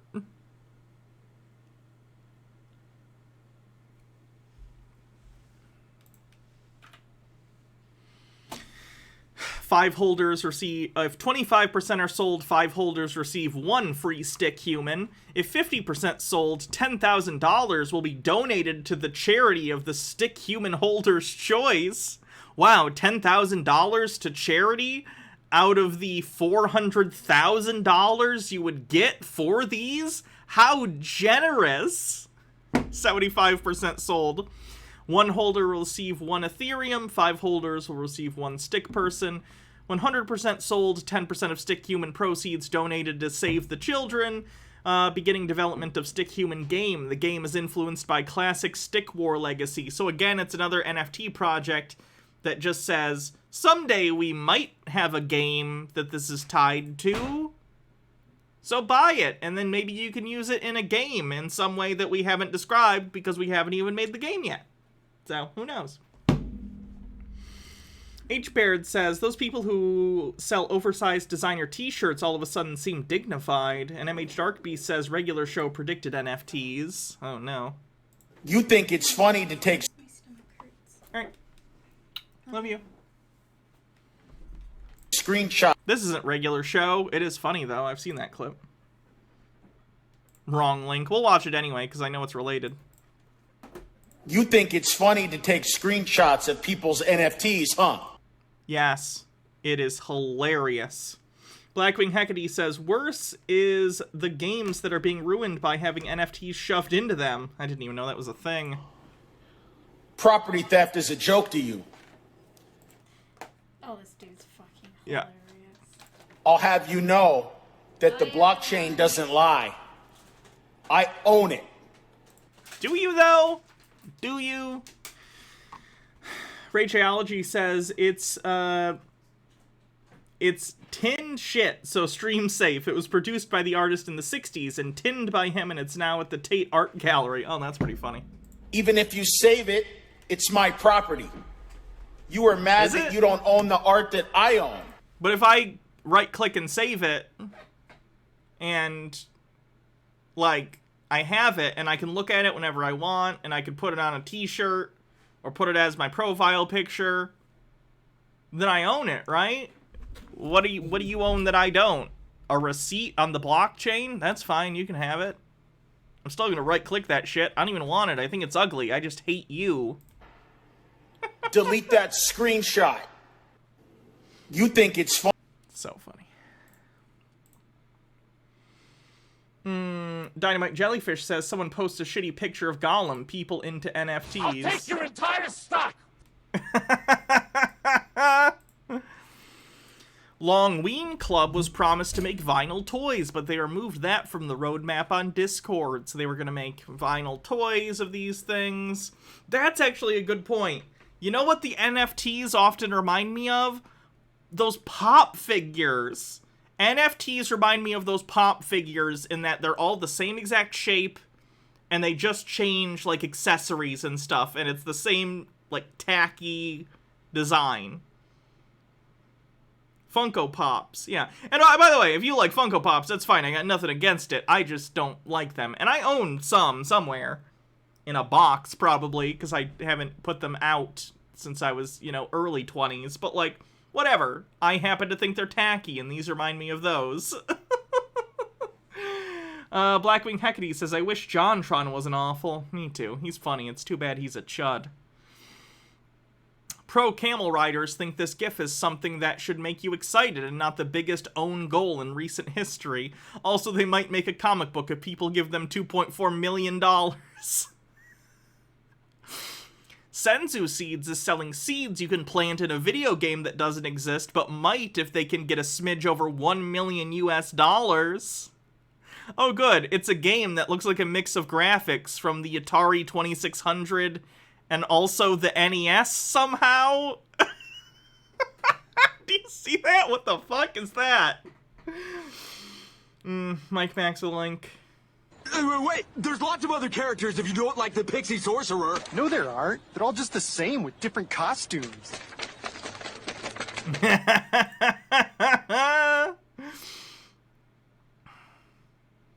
Phantom Galaxies is a game that got ruined by having NFTs shoved into it. That sucks. So stupid. It's default RPG Maker assets, like the first RPG Maker. That's funny. Anyway, Bumping Ugly is not merely another unregulated hedge fund, but also maybe a matchmaking, breeding, and pay-to-play-to-earn studding game. If people buy, worth of a completely different coin on a completely different marketplace from everything else in the ecosystem. And that's this one. Ape Naught. Ape Naughts. It's not even a good pun. Another hedge fund, but on the SOL coin. Again, same thing. It's individual elements that an algorithm can just randomize and sell as many permutations as possible. And not remotely last, but certainly least, NFTs, the hedge fund comic book future movie property whose creators are most likely to show up in my mentions thanking me for the exposure because any press is good press. Let's read this. NFTs. NFTs. Blackwing Hecate says Space Monkey Mafia.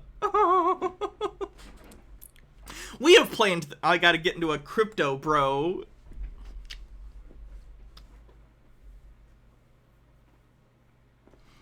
Let me...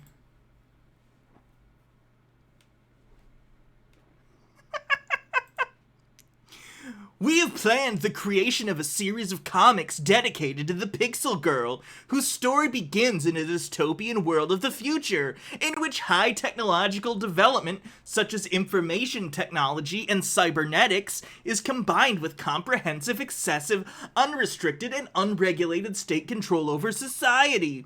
Our heroine is a rebel army of freedom, whose political interests lie in the hearts of the people, and whose freedom is the highest value. Our heroine appears in the form of a pixel character. Pixels, in their explicit form, have almost disappeared from life, remaining an abstract concept. That is, they are, but we no longer see them. And exactly at the moment when the whole world celebrates the victory of progress, the Pixel Girl reminds everyone where it all began. Okay, what's next? And then just a picture of pixelated titties. Rublum says, Hannah, why do we get the lame cyberpunk dystopia timeline? It's not even the fun one. In Blade Runner, they get flying cars. We just get this. It sucks. It sucks ass. Narnia Owl says, speaking of games, Steam has banned them. Epic Game Store is welcoming them. Ubisoft wants to use NFTs. Lines are being drawn. Yeah. Felix Night Owl says, Pops can be used for decoration at least, similar to the collection of DVDs, right? Since streaming is more used than actual DVD players. I mean, I collect DVDs because I like physical media. That way when the world ends, I'll still be able to watch, I don't know, Neil Breen films. That's where my priorities lie. Tucker White with a link. No. Huh. Those aren't even words. No. Blackwing Hecate with a link. Going to link this again. Oh yeah, my breasts have 1,000 terabytes of memory. Bardlock Moses says, we have flying cars. They're called planes. That's not what I mean. Don't be obtuse. Clearly you know what I mean. Anyway, why does it bring new utility to my NFTs? The heroine of our comic appears in different characters. The key image is static, or at least we think so now. But the squeaky girl is still a seductress, so the image of breasts will be presented in various variations. Yo, Doug, should I say various variations, or is that redundant? Yo, Chandler, that shit's dope. Use both. Thanks, dog. Various variations that our community will approve. The community of our project will be responsible for the image of the heroine. I'm done doing the voice. And in what form she will fight the villains. Spend time with her loved ones And in what matter she will save the world from the tyranny of the established regime. So we don't want to do any work. Community, come here and write the story for us, please. We want to do as little as possible while selling you digital pictures of tits. Rachology with 100 bits and a link. Can I ask you a question? Shoot from the hip, Eddie. That's always been your style.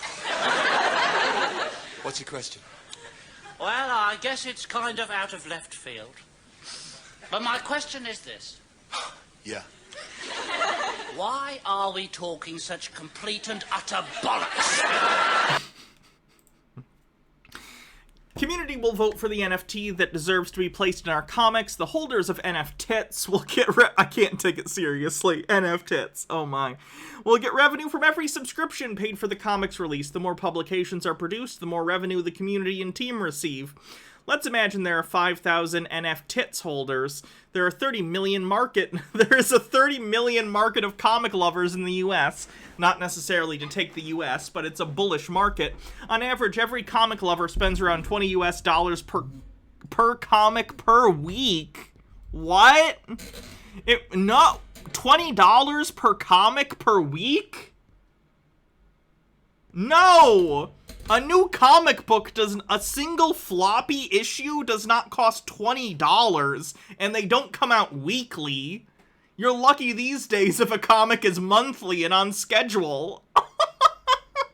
Okay, a lot of comics do come out monthly and are on schedule. I'm just making a joke about certain artists who are, you can get behind. The point is, comics don't come out weekly and they don't cost $20 an issue. The comic market is struggling.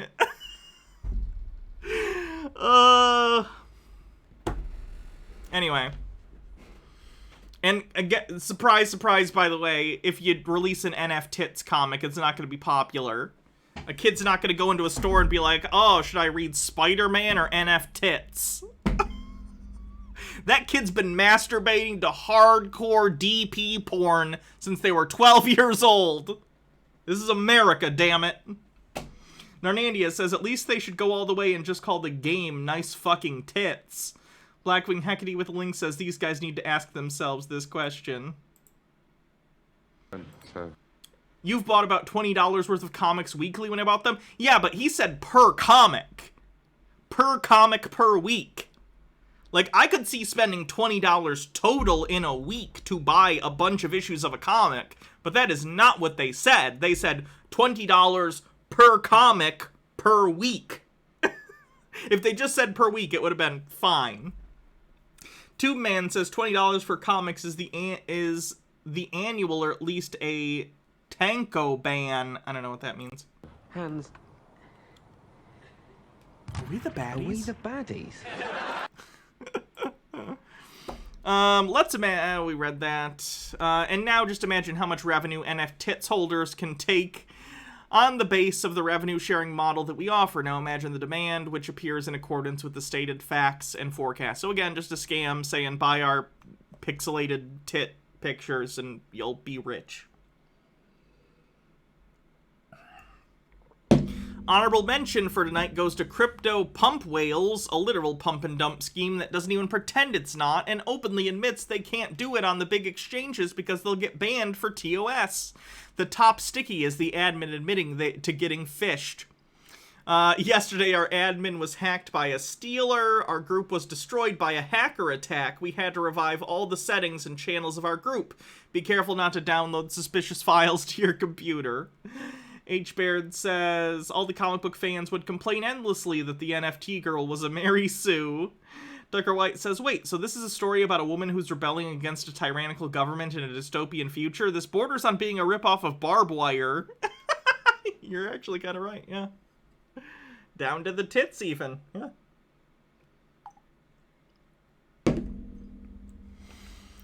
Invited to 5 more NFTs and 2 more pump and dump groups overnight. Cash Cows, cows you milk for cash. Long Neck Cartel, racist giraffes. Pug Force, pugs that are cops. Gorilla Club, gorillas. And Hood Punks, which, you know what, I'll just leave it this here. And then it's 10 Metaverse Game. Wait, is that a 10? 10 Metaverse Game. We plan on having a Metaverse Game. Wait, what? Who? Oh, hood punks versus police punks. Our mission is to bring the black community together. We will donate a portion of our proceeds to the BLM organizations. Yikes. Tucker White says, wait. Oh no, I read that one. Tucker White says, forget the bits. Wait, this Discord server was hacked by a stealer? Damn, that's a slight bump in my opinion of Yinzers? I don't get it. 16 more invites just this morning. I'm going to need to start a spreadsheet to actually keep track of these. Dan Olson, this is his spreadsheet of the different NFTs that he's looking at.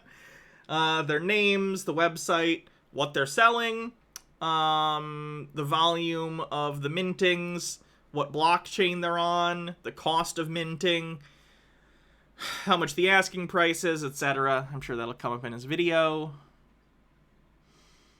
Tucker White says, oh, read that one. Dan says, a thing that's somewhat surprising about this degree of laziness, only 2 of these have something that can be really described as a tangible attached product, only one promising a game even bothered to have a mock-up of screenshots. This is surprising to me because logic would dictate that the modicum of effort it required to mock up a preview of your game, comic, animation, would help you stand out in a high competition environment. Doubly so when basically no one is bothering. We know it's a low hurdle as even scam Kickstarters manage it. The implied answer is buyers don't actually care. Evidence of work on an end product doesn't improve your odds of success because it's an irrelevant factor in the calculus of the market. What does seem to be effective, or at least perceived as effective, as it's regularly employed, is a promise of charitable donations, specific or vague. It speaks to the market's anxieties about appearing wealth-obsessed, parasitic, and destructive, which in fairness is a reasonable anxiety to have when you're a crypto bro, because you are wealth-obsessed, parasitic, and destructive. Narnia Owl says, or just steal a screenshot. There's enough obscure trash people won't recognize anyway. Yeah. And when in doubt, just give away a car. Yeah, this one's giving away a Tesla, because of course they are tech bros and NFT bros. That's a circle, is basically the Venn diagram.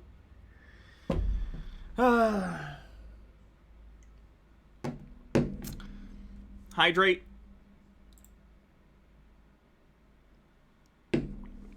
Dan goes on to say, I haven't really focused on it yet, but Stoner Cats, one of the few that seemingly does have an actual product, a cartoon voiced by Mila Kunis, Chris Rock, Jane Fonda, Ashton Kutcher, and others, only scrapes across that line very barely with a single 5-minute episode.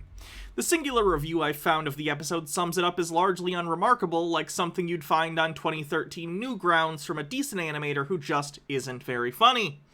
It's so unmemorable that no one has bothered to bootleg it. It costs at least $1,000 to access.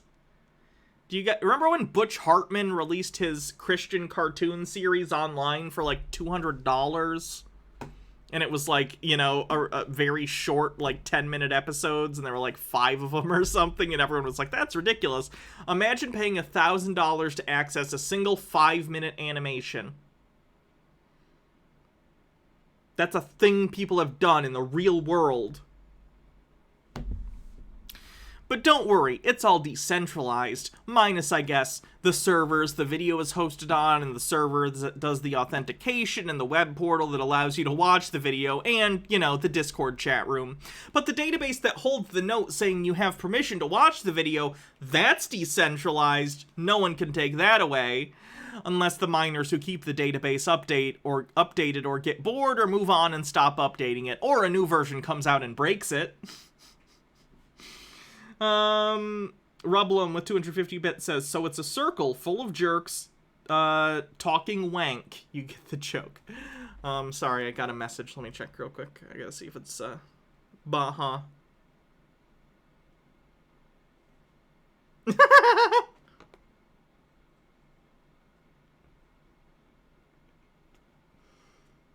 Get some F's in chat for Baha. She's not feeling very well. Isaac must sound like a psychopath laughing about that. She's okay. She's just not having a great time right now. I love you, Baha, if you're listening.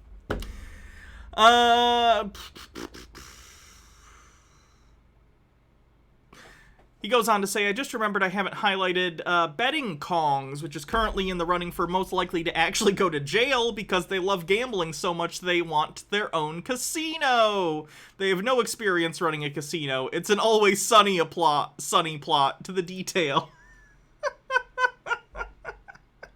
I do love you, Baja. I hope you feel better soon. Let me know if you need anything.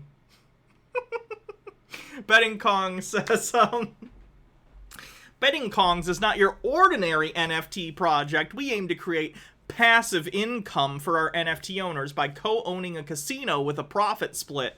It will have new exclusive features and brand new NFT-based game modes. Not only do you get exclusive art, but you get to co-own a casino, giving passive income, participate in prized competitions, share the commission revenue, and be a part of the awesome community we're building.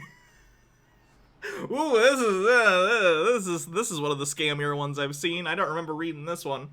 Speak the Truth with 30-bit says, gonna dip a little early tonight, gonna go get myself a great burger. The bovine are grown by the owner, and he has them butchered so that everything is FDA approved. Oh, I hope it is delicious. Carnegie Owl says, I can't wait for that NFT based on hookers without their permission, of course. Oh, Lord. Let's see.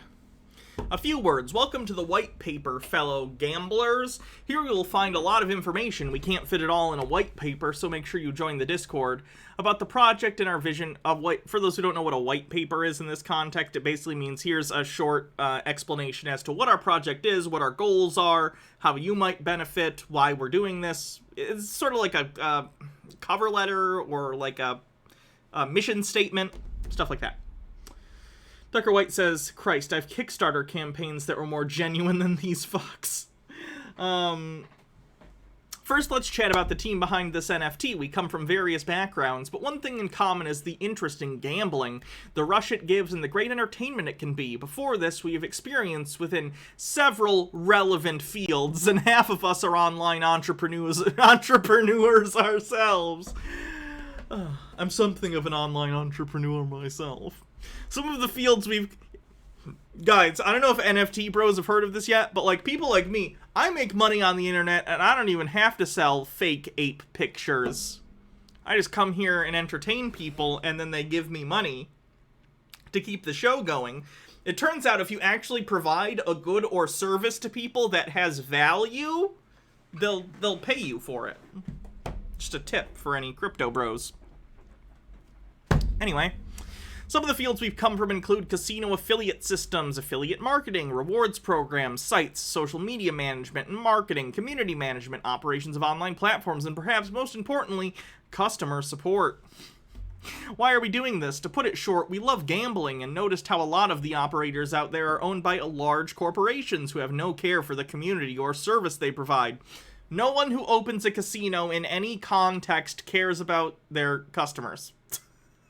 Other than to take money from them. You do not open a casino because you care very deeply about the community. For reference, Andrew Tate, someone we cover on Chud Watch very regularly, has just recently built a casino in a basement. That is the kind of person who opens a casino. You don't do it out of the love of the gambling community. You do it because you want to take money from people with addictions. Anyway. We want to provide a project where everyone playing can be a co-owner of the place they're playing at and make money from it all. A casino where everyone owns the casino, so no one really wins or loses money. Because we all collectively own it and we're all gambling at the casino. Okay. It's like playing chess with yourself. What's the point? Not only that, but also deciding the future of the project together. On this journey, we'll need your support in various forms. Firstly, we will need you to be vocal, ask us questions, give us your feedback, and most importantly, vote in our Kong Council, explained in the white paper, to shape the future of the project. It doesn't end there, though. Everyone in this project will share the same love for the entertainment that wagering brings us. Together we will have a strong community where we can host tournaments and competitions internally with prizes that will surely bring a smile to all of our faces. Not to mention our exclusive parties that we'll be hosting for all our co-owners. I can't wait to get to know all of you co-owners and play some poker with you all. Treating marks as VIPs, co-owners in a casino, is a good example, is a good way to get people to put their guard down and buy into your scam. Talking hypothetically, of course. I would never accuse any specific project of being a scam. Blackwing Hecate says, they say that like it makes me trust them more rather than, you know, making me want to run away like a vampire from garlic bread or an ace person towards garlic bread. H-Baird says, I found a white paper in the airplane seat back. I read it, and it went on and on about how they were going to sell their products to their customers in a lean and efficient way. I still have no idea what their actual products were or who their customers were. Tucker White says, unfortunately, good Twitchers don't exist, so we make do with Hannah. I do my best. I try and approach mediocrity, you know? It's like infinite line... What is it called when there's lines that are like parallel lines? But they're infinitely getting closer to each other, but they never touch. That's me and mediocrity. Tucker White says, it's a casino that everyone owns. I don't have to click that link. I know it is the Soviet anthem. You've become predictable. Blackwing Hecate says, you said Marx, and I thought you said Marx, and was confused when he got involved. Wouldn't it be great if Marx had written about NFTs? Felix Night Owl says, so I still don't understand why NFTs take so many terawatts going 24/7 to maintain. Sorry if you already went over it. I did, but I'll go over it briefly. That is intentional. It doesn't have to take that much energy and time to do it. But crypto, by its very nature, the entire point is to create artificial scarcity of an item, of a token, of a coin, of an NFT, whatever you want to call it. So in order to make it rare, they attach a value to it associated with the power it takes to mint the token or the coin or the NFT, whatever they call it. So your computer is basically doing calculations in order to mint the NFT. These are completely arbitrary. It doesn't have to do that, but they choose to make it like that. Tucker White says, also, this sales pitch is literally the whole plot to Molly's game. Do I have that Impossible box somewhere? I had one at some point. It's the computing equivalent of one of those machines that you flick a switch, which activates a hand to come out and unflick the switch.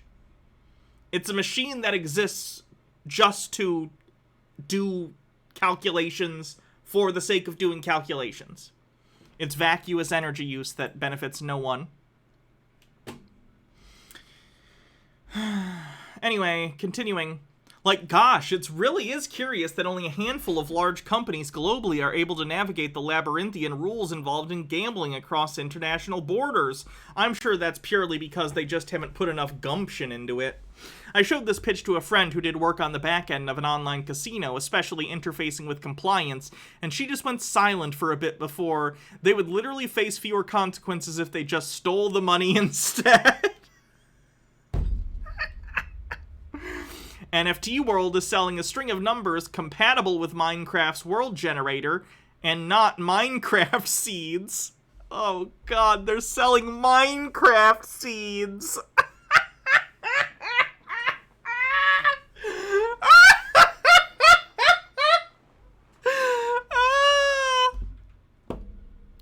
How much are they selling this for? Are you kidding me? Hold on. How much are they selling this Minecraft seed for? We've done a ton of due diligence. As far as our legal consultants say, we're under transformative fair use. The assets used in the renders were created by us. The tile set in renders isn't the MC tile set textures. The isometric transform view was created by us as well. The only thing connected to Minecraft is a random number attached to each NFT world that works with MC world generator.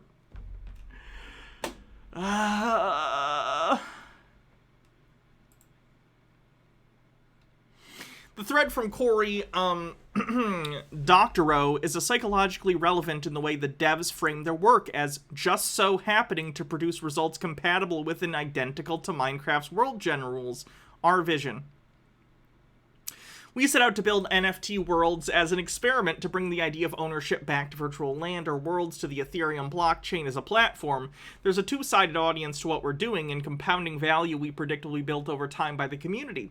The first audience is developers and others that would openly build with the on-chain data attached to each NFT world. Inspired by loot, each world has its data on-chain, immutable forever. We're excited to see others build interesting projects by using this data across all worlds. The other audience is creators. We build NFT worlds to be compatible with Minecraft, using Minecraft specifically as a third-party building and other exploration tool to develop your world and play in it with others. We see both developers and creators as coming together in such a way over time that creates a blossoming ecosystem of NFT-backed virtual worlds with exclusive utility. Baha says, your laugh is glorious. Want to get married so we can hear it, so you can hear it every day? You did give me this ring, so that would be great. Simple Cat Girl says, leave Minecraft out of this. It's one of the few popular games that doesn't ease much into this shit. Yeah.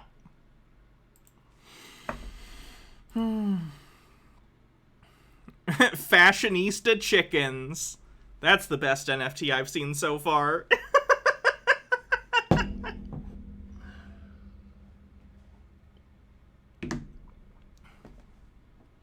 Stretch goal, make an MMO.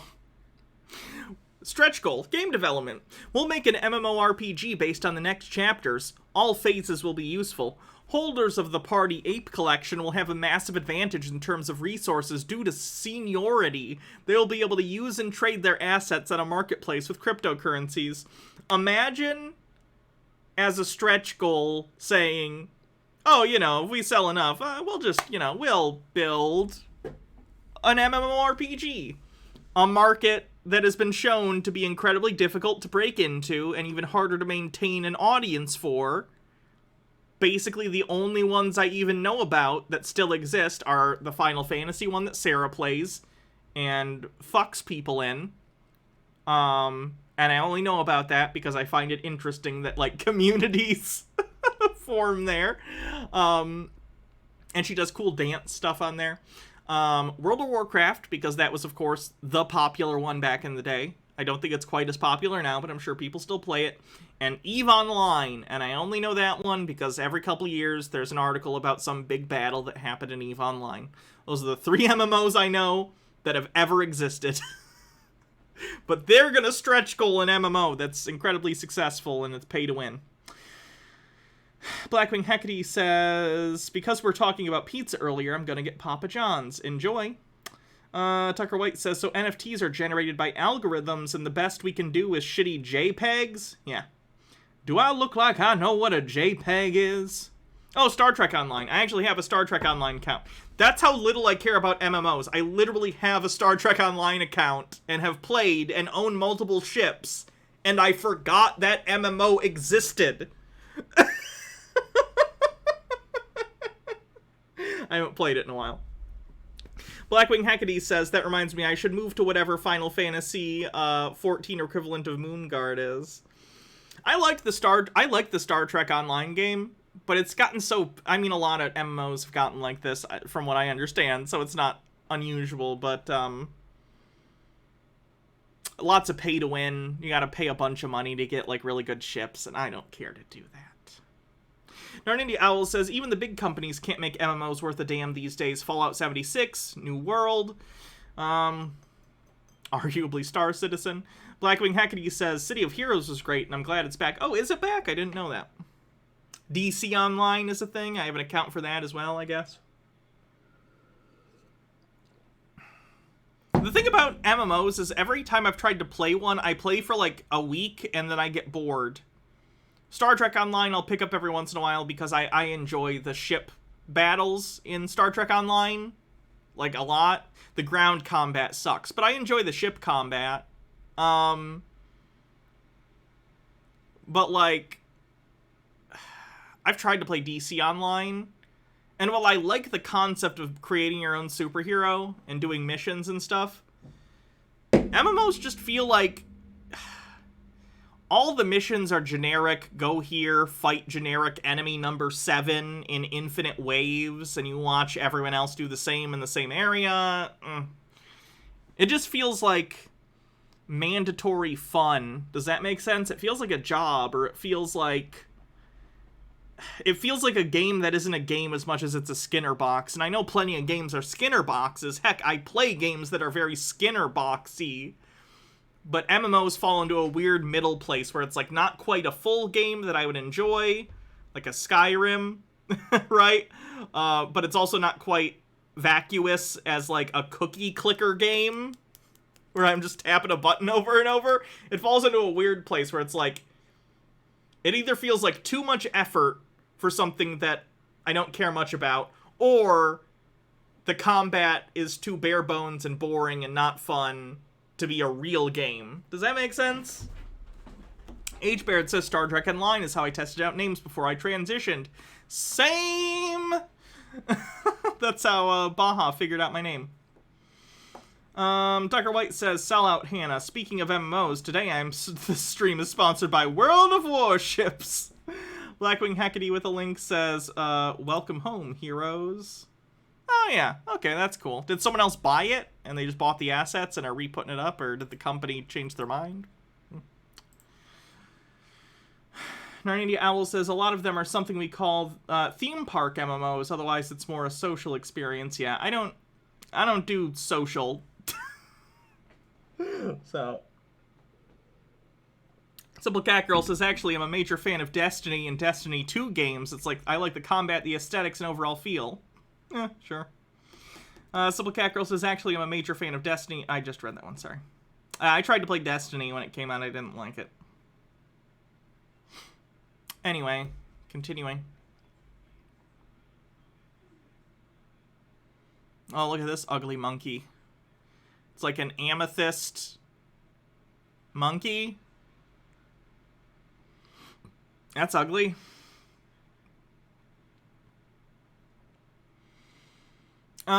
Okay, you know how being a free-to-play player in games like Hearthstone often involves a lot of frustration from being frequently matched against players with dramatically better decks? Imagine the buy-in just got to that level was worth $450. Summary 1. Download a digital wallet like MetaMask and load it with some Ethereum. You can acquire Ethereum from Coinbase, Binance, or local cryptos depending on your country. Download Ronin Wallet. There is no mobile wallet at the moment. There are often fake mobile wallets uploaded to app stores that will steal your Axes. Deposit Ethereum to Ronin using the Ronin bridge. Acquire at least 3 Axes from the Axie market. 5. Log in with the MetaMask here and set up an email password. 6. Download the application here. Click Play Now in the top right. And 7. Learn how to play from guides like this and fan sites. Oh my god. If I want to play a real game, I just download it from Steam or the PlayStation Store or the Nintendo Store. Why is it this hard? Oh my god, the buy-in to this game. So ridiculous. Blackwing Hecate says it's a long story, but to make it short, there's actually been a private server for it going since a little after it got shut down that made public, and then people got access to it. Oh, that's nice. One sec, I got another message. Oh, I'm sorry, Baja. I know you can hear me. I'm sorry. Let me know if you need anything. If you want me to stop and come, like, bring you food or water or anything. Dan Olson says, something that tickles me is the way that the projects will just describe a vision of a truly awful game. Quote, imagine if you could rent your sword to other players.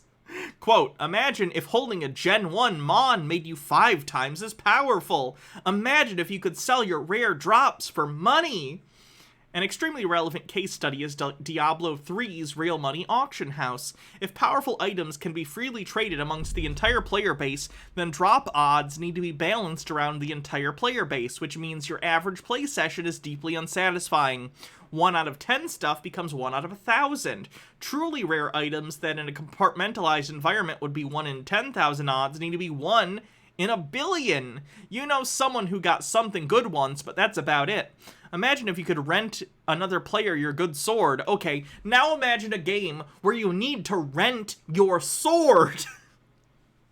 Implicit in all the pitches baked into the FOMO is, get in now, get in early, so if this takes off, you can be the boot stepping on the neck. The American dream. Watch this guy spend $37,000 on a plot of land in Axie. Seems suspicious for an account with 0 Twitch subs and 800 Twitter followers. Turns out their whole deal is running a sweatshop inside the game. Oh my god, what?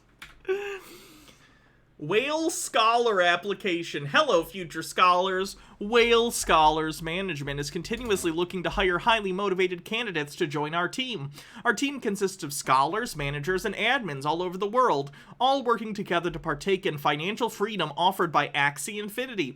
A great majority of the guild's profits go back into Axie, building and breeding more teams for more scholars. The #1 priority for Whale Scholars is to build a community of Axie players that help each other grow and realize our dreams. Our key values are honesty, commitment, and motivation. Please note that you must be on Discord to be considered for this scholarship. So again, very MLM, not just calling them customers, even though they're clearly customers, and people who would join this and, you know, be paying money to do this or whatever, or giving labor to them. Instead, they're saying, you're not an employee or a customer, you are a scholar. Hello, scholar. This is a big thing. This is another reason that, like, if you try and join Mary Kay Makeup, you're not just, like, a customer. You're not an employee. You are, or even just a contractor. You are a consultant. You're a beauty consultant or whatever. You know, they give you these labels to try and obfuscate the bullshittery at play. So this is just, it looks like what I would consider, in my opinion, to be basically a pyramid scheme where they say, come be a part of our guild, and your job here at the guild will be to bring in other dues-paying members of the guild, and that's your entire job. Blackwing Hecate says, I was about to say, Diablo 3 tried that. It sucked. Narnia Owl says, yes, the naked money gramming attempt. Truly a great example. Tucker White says, the more I hear of this trend, the more these NFTs sound like really convoluted episodes of Ed, Ed, and Eddie. Narnia Owl says, fun fact, the Diablo 3 auction house actually made the game worse because Blizzard rigged the drop rates to ensure you'd find more items you couldn't use than ones you could use, so you'd use it. Tucker White says, actually, no, this is an episode of King of the Hill where Peggy gets roped into a cookingware scam. I remember that episode. I gotta check my messages again, sorry.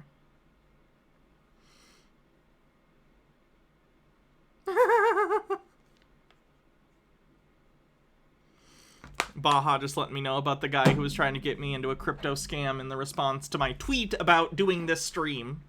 I tweeted about this, and it might have just been a bot account. I didn't look very closely. It's possible anytime anyone mentions NFT or NFTs in a tweet, this account comes and tweets. But the tweet effectively says, I'll just read it.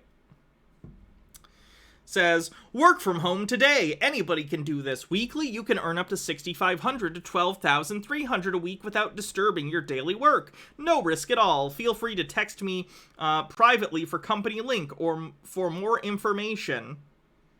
Let me look at the account. Does it only tweet this? Is it a bot? Yes, it's a bot.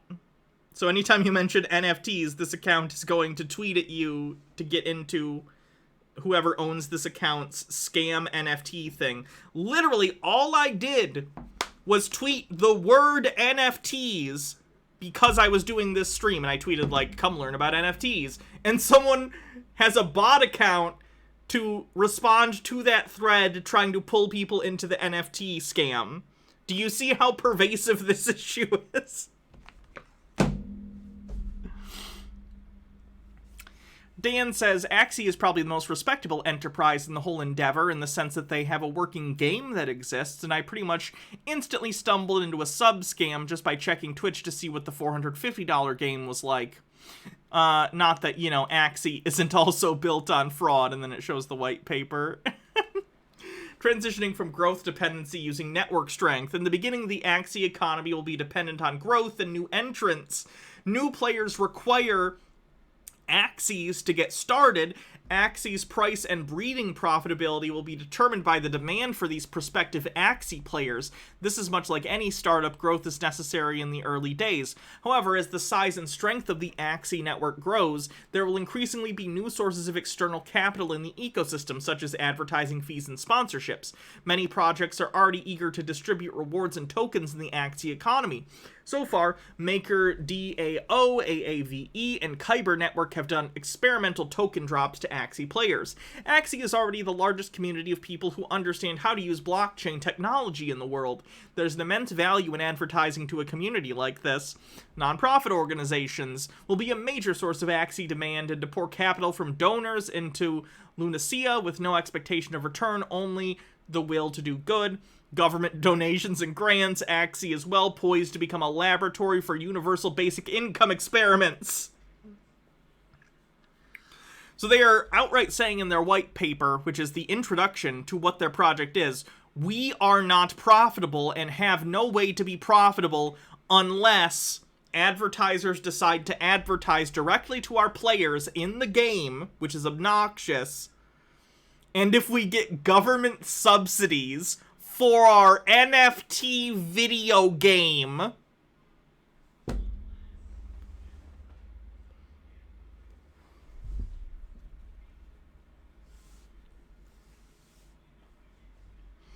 Imagine if you went in to talk to a consultant about your investment future or like your retirement, if you are in a position where you can like think about investing for your potential retirement, and you go in and you sit down and they say, okay, we're gonna put money into a mutual fund for you. Now, to be fair, this mutual fund doesn't make a profit, and there is no way for this mutual fund to make a profit, but we are very deeply hoping that by selling advertisements to companies to advertise to people who buy in to this mutual fund, and the hopes of future government subsidies to this mutual fund will somehow allow the members to make a profit.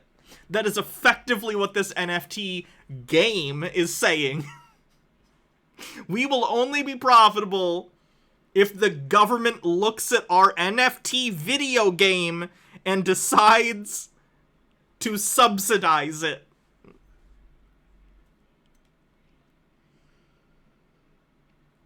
I hate.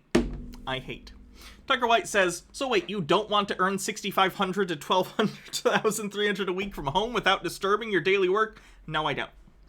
Tucker White says, also, did you just say advertising feces? I did not say that. Felix Night Owl says, how sick will you get when you actually run into someone that says they made 6 figures off their NFTs? I know it'll make me quite nauseous. I doubt you'll ever meet someone who does that. The thing about pump and dumps is, everyone pumps, but only the first to dump really come out on top. Most people in the NFT scams right now, they're all high off it, and they're like, oh, we're doing so well. They're not gonna be. Most of them are gonna end up losing money, because that's how scams like this work. Most people lose money, a few people get rich. Off the backs of those that they scammed. Let's see. Dan Olson says, there is deep in the core a foundational disconnect in values. By volume compared to line goes up dickheads, the amount of stuff in the space that's driven by artists, tinkerers, and people who want to make neat things regardless of how much it can be sold for rounds to zero. A lot of the hay made over all of this will use phrases like internet native, meaning that it rises out of the vernacular culture of the internet at large, but it really doesn't. Neopets Metaverse posts, the Twitter thread we posted earlier had the stated intention of teaching people about NFTs and clearing up some confusion surrounding our product. Instead, what we posted expressed an ignorance of widely understood context and contained imagery, or memes, generally known by net users to be hateful. We sincerely apologize for our use of this content and are having internal discussions about how we can avoid similar acts in the future. To anyone hurt by our tweets, we're sorry and have deleted the offending tweet. I don't even know what that's about. Daddy Sume says, hello, loves. Just got into a fight with a customer at work. I'm probably going to be suspended for a while. A customer was threatening me and then smashed my phone on my hand while I was calling the cops. I swung on him and we got into a fist fight. Oh, wow. Don't get into a fist fight. Why? Why? Jesus Christ. I hope you're okay, though. Dan continues, it's overwhelmingly driven by finance bros and trust fund kids who know little, if anything, about the communities they're claiming to be improving, leading to things like spending $3,000 on a plan to house flip a virtual plot of land in a video game they don't understand. So here's an exchange between some of these crypto bros. First person says, I have a noob question. Where do I get resources to build stuff? Second person says, if you just want to build stuff in Minecraft, I suggest playing in creative mode, but if you want to build while in survival, you really have to gather stuff. First person says, no, I mean, I have to destroy stuff in order to build, right? Or else where do I get resources?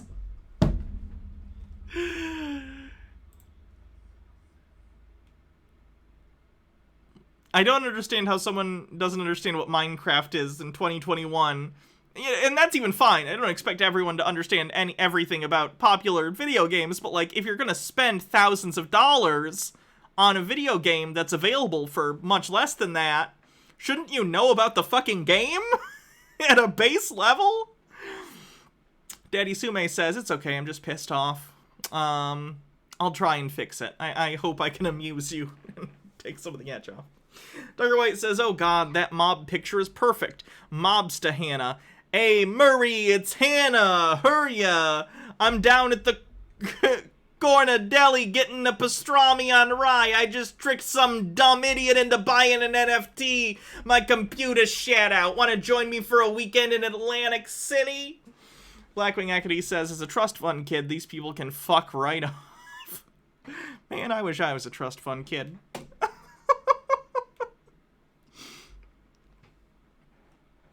Most of the NFTs being pushed by brands and artists aren't internal products. Teams approach them, offer to do all the dev, and just say all you need to do is sign off on the art, and if they burn your audience, they slink off into the night. And it has to be driven by those people because every meaningful state change requires paying gas, a processing fee, to the people who run the computers that keep the ledger updated, and gas is auctioned on a highest bidder for a system. It's pay to play at all levels.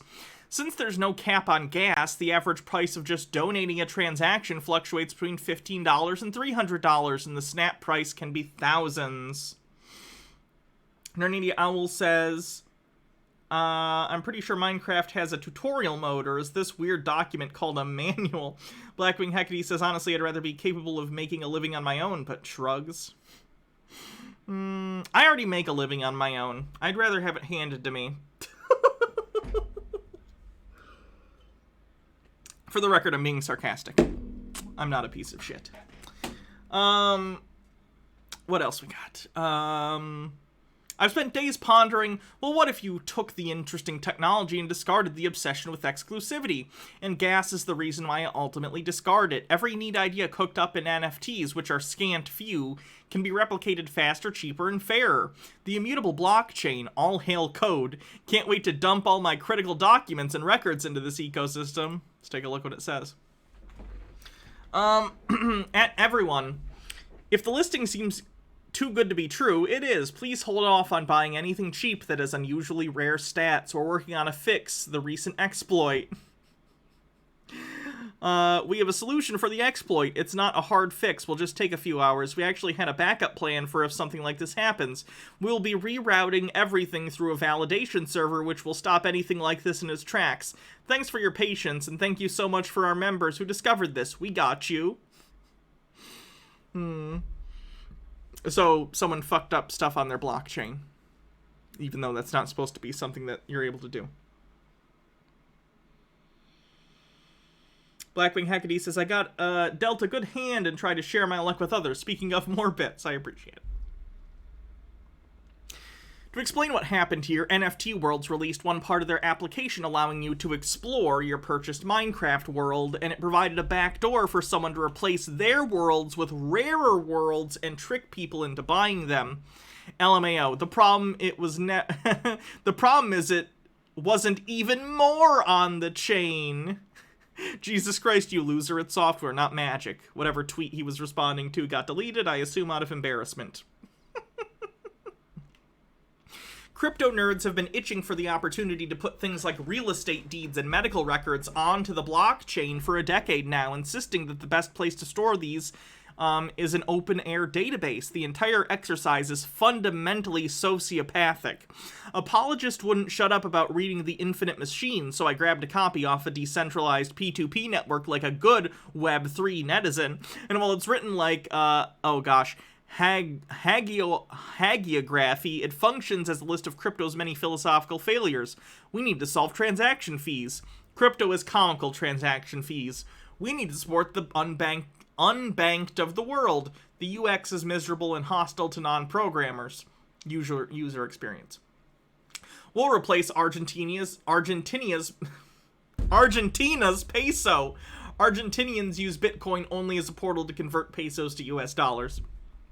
I'm not having a good day with this. The endless lofty claims that are always just around the corner while the demonstrable product is just all the destructive exploitation and illusory speculation of the current system magnified and accelerated. I'm pissed off. This person says, name any other way I can wire $10,000 anywhere around the world in minutes. I'll wait. Dane Olson says, yes, the everyday problem of moving large sums of money across borders pseudo-anonymously. Truly fixing the problems of the financial system and not merely working around the regulations already well-off people find obnoxious. If you need to move $10,000 immediately, there's a reason that those transactions are tracked by banks. Because you're probably doing something sketchy, or at minimum something that might need to be audited at some point. MH Darkbeast says, Hannah, since tomorrow is Disney Plus Day, it might be a fun relaxation stream to cover the new trailers and news tomorrow. Just a thought, since some relaxing capitalism might be fun, plus I'm sure they'll cover their NFTs. I'm sure we'll watch some stuff from it. Because I do like the Marvel stuff. I'm a disgusting consumer. But, you know, at least it's not an NFT. Oh wait, now they do have NFTs. Shit. Well... Nope, no defense. Everything's garbage, including me. Blackwing Hecate says, hagiography, writing about saints, aka a religious text. Hagiography. Okay. Hagiography. Anyway. Every pitch of NFT games in the wake of Steam's ban on NFT blockchain games is like 1. Tokenize everything in the game. 2. Question mark? 3. Metaverse! Here's what he's talking about. This person says, that's the lowest hanging fruit, though. When you look at NFTs like building blocks, that's more effectively demonstrates the potential. For one, a lot of games will share the same blockchain. This means NFTs could be recognized and interpreted across games, kind of like amiibos. But then you can tokenize anything. You can tokenize a house, a wardrobe, crafting resources, avatars, models, music, sound. You can tokenize code. Gaming becomes a shared metaverse, what it's always been trying to be in soloed platforms until now. And one of the other things outside the gaming sphere, let's say gaming was largely happening on a common decentralized blockchain like Ethereum, but on a fast and cheap layer 2 like what Immutable X is doing today, then where do the possibilities end? So this idiot is basically saying, if we just put all game resource IDs on the blockchain, then if I have a chair in Skyrim 2 Electric Boogaloo, then I can take that same chair and put it in my Sims 7 game. No! That would mean every game developer who develops their games would have to recognize every individual NFT asset in existence and model it and make it physics. You know, if their game has physics in it, then you'd have to do that for every NFT in existence in every game. That's how it works. God damn it. Non-India Owl says Nintendo isn't even really using Amiibo that much anymore, and they never had that kind of functionality to begin with. Yeah. Amiibos will usually do something specific in a game that they're meant for. Like, Smash Brothers ones will add boosts or do different things to your Smash Brothers characters. In Breath of the Wild, the Link ones or the Legend of Zelda amiibos will do specific things in that game, usually giving you a chest with items. I own a lot of those, or I owned a lot of the a lot of the amiibo cards back in the day. They don't work anymore. I think the chips in them died or something, but... You know, it was never this big all-encompassing thing where every game gives the exact same reward, or that every amiibo worked with every game. That's not how it works. Blackwing Hecate says, love y'all, raid time. Have a good one. It's all treats the actual game development as a trivial element that can just be willed into existence. What happens when, one generation in, game devs decide they can't be bothered to recreate art assets from your Drunk Ape Butthole Club exclusive owned by literally one person.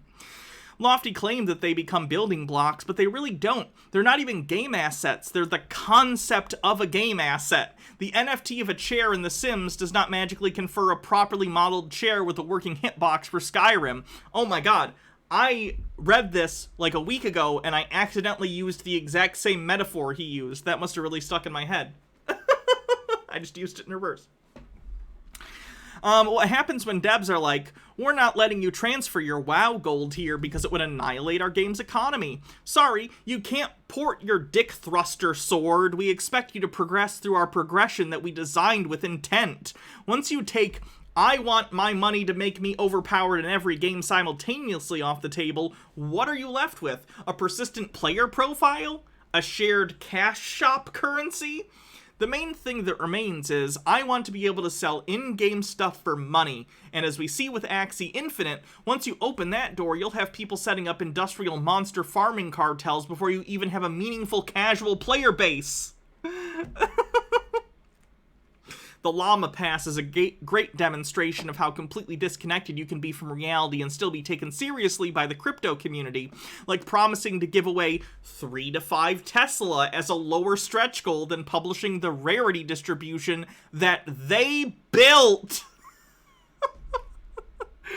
10%. Giveaway of 50,000 in NFTs, prizes to community members. We will give away 3 to 5 Teslas to community members randomly. Must be able to fly to my area, Florida, and be over 18 to claim it. NFT llama merch store launch. 10% of the gross profits will be given to all community members on a yearly basis. You must hold the pass for at least a year. Again, this idea of profit sharing, get rich quick, get in now so you can have a part of the money in the future. It'll make money for itself, yada, yada, yada. We'll pay a big chunk of money to get exclusive tools with the same concept of Nansen and other rarity tools for all pass holders. A new NFT collection launched. This one collection will make royalties in terms of raffles available for everyone. 4% will go to silver passes, 4% to gold passes. Silver pass holders will get a royalty percent for future collections. Again, this is all about buy our NFT now, and when future idiots buy NFTs in the future from us, we will give you a percentage of it. Because it's a scam, in my opinion. Learning the Owl says, oh god, WoW already fucked up its own economy with the tradable subscription token. Keep that shit far away from the rest of gaming. TubeMan says, some game companies can't even be bothered to re-release most of their old games, and these idiots think they're going to create assets from other game devs? Speedy Yoshi says, to be fair, Hannah, the intent is to provide players with a sense of pride and accomplishment for unlocking different heroes. As for cost, we selected initial values based upon data from the open beta and other adjustments made to the milestone rewards before launch. Among other things, we're looking at average per-player credit earn rates on a daily basis, and we'll be making constant adjustments to ensure the players have challenges that are compelling. Did you literally copy-paste the EA response to the Battlefield thing? Or Star Wars Battlefront, whatever it was. Pride and accomplishment. I remember that. I don't know if it still is, but there was a time where that was the most downvoted comment on Reddit, if I remember correctly. Tucker White says, it doesn't help that I came into this stream late, but all of this... Ivy? What are you even saying? Crypto astronauts launched their minting on Saturday, but only sold 1,262 of their planned 10,000 in their first 24 hours, working out to 350,000, but far short of their 2.8 million target. Failure to sell out in the first day is project death because the system is self-competing. Everyone is looking to flip. It's a question of how fast. If the average resale falls below the mint cost, the project dies. The buyer, unable to resell their astronauts for even a quarter of what they paid for them, have spent days debating ways to manipulate the price back up. The project leaders have done their part to manipulate the price, burning the unminted astronauts by altering the mint starting time to the 16th of October 2099, but the floor price still sits at $90, well below the $300 mint cost. So again, these cost $300 to produce each NFT, and now they're only selling for $90. And in order to try and up the price, they're burning the unminted astronauts. Now, what burning means in the context of NFTs or cryptocurrency is you are basically taking them out of circulation, creating a smaller pool of overall, let's air quote say, valuables, thus increasing the rarity and therefore theoretically price of all the remaining assets, air quote. It would be like if you had, a warehouse full of rare baseball cards of, you have a Babe Ruth rookie card, but you have a warehouse of them, but they're not worth very much because you have a bunch. So you keep one and you burn the whole warehouse down, so this is the only one left. Same idea. Tucker White says it doesn't help. Oh, read that one, sorry. Speedy Yoshi says it still is. It's at negative 668,000. Ernie Owl says, at least EA has been smart enough to keep their heads down and give us decent single-player games to apologize, but they'll be back for this ripoff any day now, I'm sure. The Discord chat is deeply depressing. Hours and hours of people alternating between tepid, this is really about community, yeah? Pep talks and complaining about the floor price because none of them are there for the community, they're only there for the price. Everyone pitching this as a great dynamic alternative to something like Kickstarter or Patreon is full of shit. Or full of it. Sorry. I like to swear. You couldn't ask for a more toxic, disloyal audience to try and fund a project through. Book Twitter has been alight all day with Realms of Ruin, an NFT-based fanfiction contest spearheaded by several best-selling young adult authors that managed to go through the entire cycle from announcement to cancellation in about 5 hours. 5 hours! There are a lot of reasons for pushback. The project was aimed at minors. The copyright issues are myriad. The idea wasn't very good, and I think the root is accidentally elucidated in Julie Zhu's description from a now-deleted Medium post.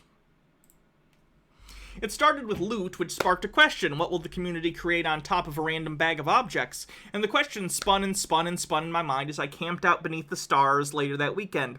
NFTs are in a renaissance. We're seeing a rich art movement from memes to mikas to melting apes. We're seeing games, plants, virtual venues to visit. We're seeing tokens and digital gold and keys to exclusive experiences, but something seemed missing. Stories. Where are the narrators, the bards, the world makers, and soul tellers? Where are the epic battles, the star-crossed romances, the impossible heroes and their journeys to the beyond? I called up my best friend, Mary Lou, might be Marie Lou, I'm sorry, whose stories I've been obsessively devouring with since we were kindergartners. We mused, will we see a Harry Potter, a Game of Thrones, or a Marvel Cinematic Universe on Web 3, where it is community created and owned? We paused. The answer seemed obvious, and so we did the next step. Marie said, let me talk to some of my author friends. I said, let me post on Twitter and see if anyone might be interested in a fun side project. Fast forward some weeks, the question which became a conversation, which became an answer, grew a heart and a body. 6 New York Times best-selling author friends, as one fan put it, the collab of the century, penned the universe Realms of Ruin. I've read bits of it, and excuse my fangirling, but it is so good.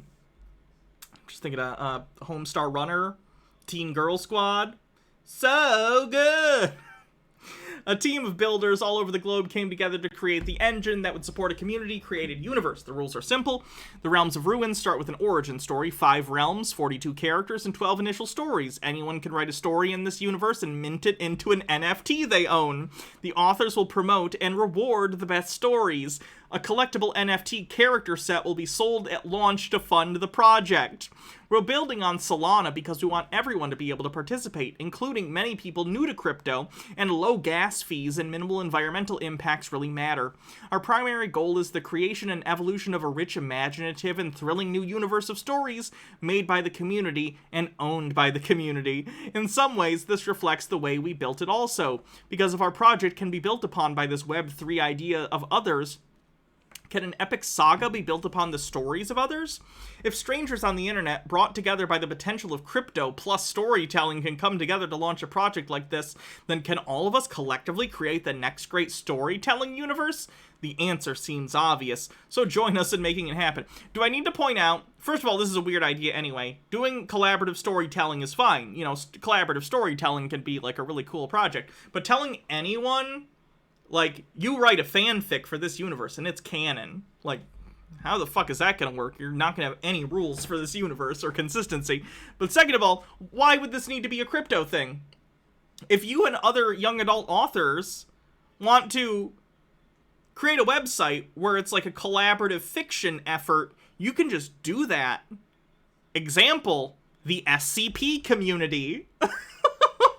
The SCP community is a community of basically fan fiction authors who write, SCP. Who write, fan fiction-y stories about this fictional organization called SCP, Secure, Contain, Protect. I'm a fan of SCP, lightly. I don't know all the lore, but I know a lot of it. And anyone can come and write a story about this. And the popular ones gain traction and become part of the collective canon that people have built around the idea of the community, and they can build on it. And others kind of don't, and they never get views, and that's fine. But the point is, it's a community, and there's no exchange of money involved. It's not a scam. It's not an NFT. It's just a community of people who want to build this creative writing together, and they do it for fun. They do it because they enjoy it. And that's really the place from which this sort of idea should come from. If you're getting into this for NFTs or money or whatever, don't. That's stupid. Don't do that. Speedy Yoshi says, fun NFT fact, before the whole drama, Scott Cawthorn, Five Nights at Freddy's guy, announced Five Nights at Freddy NFTs, and everyone was like, oh god, no, this is shitty. And he was like, I just thought they're cute tokens. Then the exact same day, he was like, they're canceled, sorry, but in a really passive-aggressive tone. Let me see if I can find it.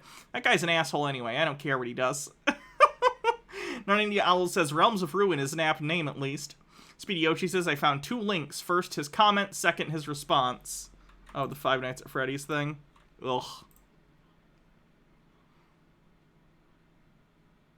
I think this is the first time I've had to make a comment like this, but what's going on with this? Aren't NFTs just like digital collectibles or something? I feel like I'm missing something. I don't think they'll be expensive, and they aren't needed for games or anything. These won't be tied into security breach or needed to unlock things. I thought it was just a trend like fidget spinners. Is there something about NFTs I don't understand?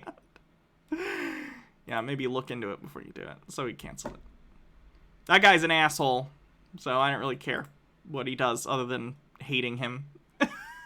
I care in the sense that I hate him. Bittergren says, I mean, fanfiction universes already exist. What is the point of this? Tumblr is right there. The point is to scam money from people. Tucker White says, just think about this for a moment. There are people out there who made computers that can do levels of calculations that are next to impossible for those who can math. Think of all the potential applications for such a computer. And what are these fucks doing with these computers? Making shitty JPEGs. How does anyone still have hope? I don't know. I'm not the right person to ask. Tombman says, Realms of Ruin is so dumb because there literally already is something like this. It's called War for Rayba, which is a collaborative comic series that works like a game of chess. Oh, that's cool. Oh, okay. That's cool. Yeah, I see that. Neat.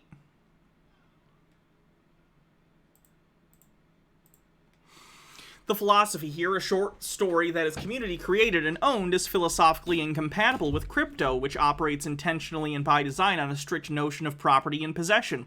Collective ownership, formal or colloquial, is antithetical to crypto. For the record, if any of the authors involved want to talk, I have so many questions. How was this pitched to you? By whom? How were you told it would function? What did you think you were selling? What did you imagine readers would think? This is a good rundown of the Realms of Ruin situation in an article.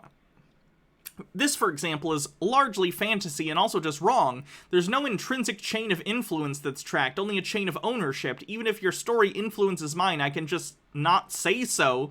The connection is entirely analog, and then it's one of the young adult authors talking. It says, on the blockchain, you can more easily track the lineage of how stories influenced one another, allowing writers to credit one another for inspiring their work. So if someone wrote a response to someone's story and the NFT representing their story was purchased for a high value, then the writer who inspired it would get a cut too. An appeal for NFTs for artists that is every time an NFT is sold, the original creator still gets a cut. This is different from how sales work in the existing art world. If an artist sells a painting for $100 and the buyer later resells it for $1,000, the artist won't see any more royalties unless they had a contract outlining their right to a percentage of the sale. That's not how that works. Speedy Yoshi says, speaking of fanfic, the second longest piece of literature is a Smash Brothers fanfic. It's 15,145 pages. The long piece of literature is also a fanfic, but it's weeb shit. Yeah, I don't care about weeb shit. Also, the royalties are not intrinsic. They're a common feature of popular smart contracts, but they still need to be coded into the NFT. It's exactly the same as the sentence that follows. You don't get royalties unless you have a contract that stipulates royalties. Lastly, this statement is vague and extremely misleading. The money still has to come from somewhere. The dominant Web3 model encased in crypto is to replace ad-based monetization with financialization. Interestingly, the value of Web3 aren't too different from fan fiction mecca like Archive of Our Own. Both seek to move beyond the existing model of an ad-supported internet, which offers free access in exchange for the monetization of attention.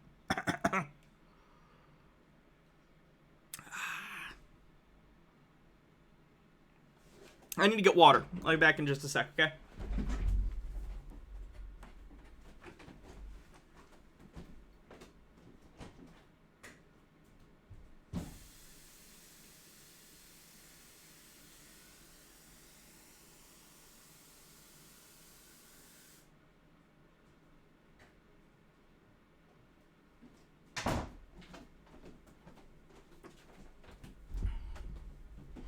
Ugh.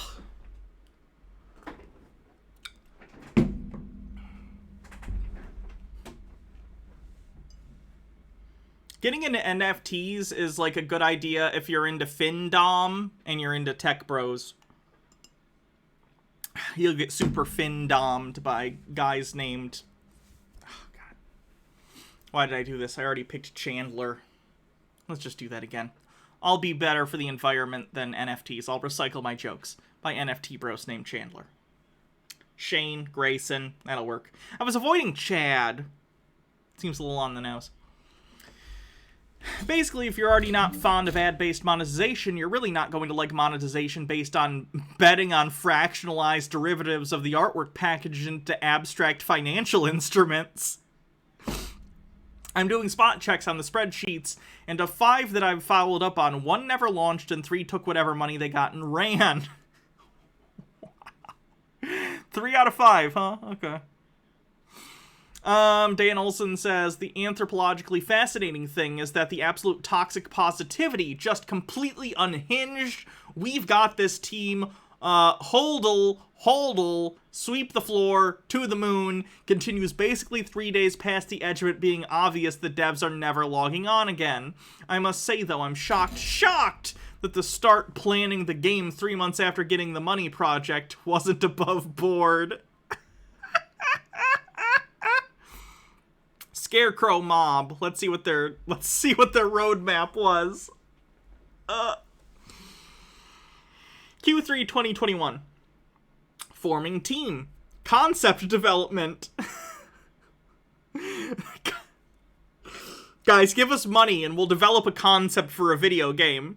Chat. I'm gonna develop the world's greatest video game. I just need you to give me all of your money, and then we'll sit down next quarter and we'll come up with a we'll come up with a concept for the game. The first Scarecrow's born, establishing social presence, sneak peek of art concepts. Q4 2021. Building Discord and Twitter community. Wait, you need an entirely separate quarter to start a Discord? Develop launch website, Scarecrow reveals CNFT drop. Q1 2022, collaboration with known figures. Ooh, known figures. I know them. Development research, suggesting and voting from holders. Special hodler Scarecrow giveaway, planning and designing video game concepts with the community. Oh boy. Q2 2022 says game development, game development, game launch, game promotion, collabs with other CNFT projects, gather suggestions from the community. So the game development and game launch are both happening in the second quarter of 2022. The first 3 quarters, you know, was like building a Discord and coming up with ideas. And then the last quarter is developing and launching a game.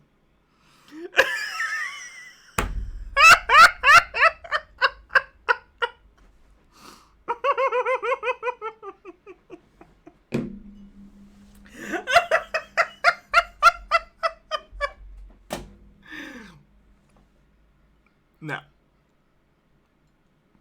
Hold on. Gotta check a message.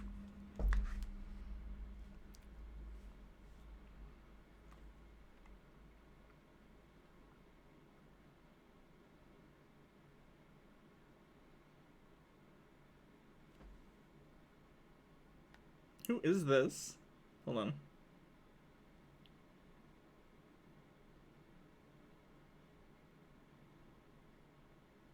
Is this someone I'm supposed to know? Because I don't recognize them. Anyway. Oh, yeah. India Owl says, easy to hold on to your stonks when no one is buying them. Speedy Yoshi says, NFTs be like, here's your non-fungible burger, sir. Wonderful, I'm starved. Drives away. Throws burger on ground.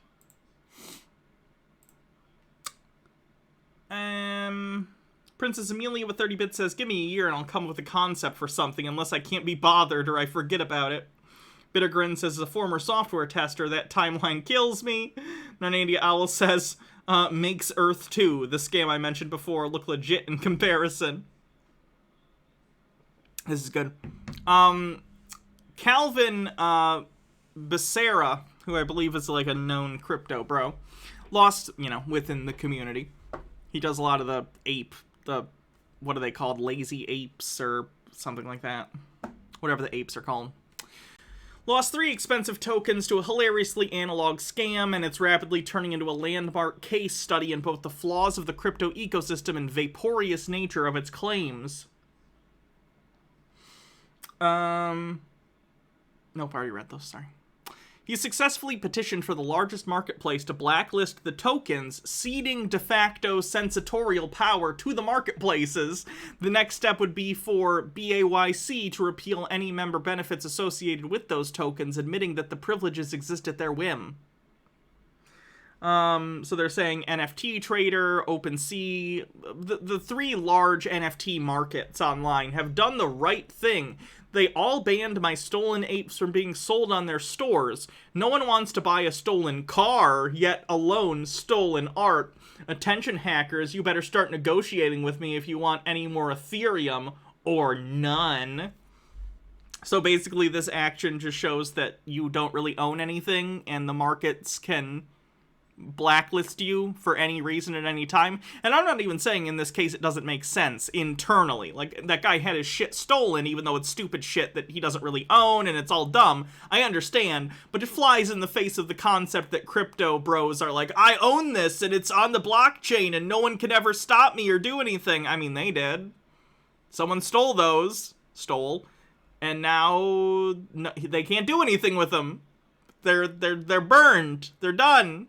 I believe he did get them back later, though, after paying a ransom to the people, so that's fun. On a whole other level, though, is that he minted a token of a photo of a note and sent the token to the wallet of the thieves. This is notable for a couple of reasons. First is that which the recipients immediately posted the token to OpenSea for sale, which is an absolute Chad move.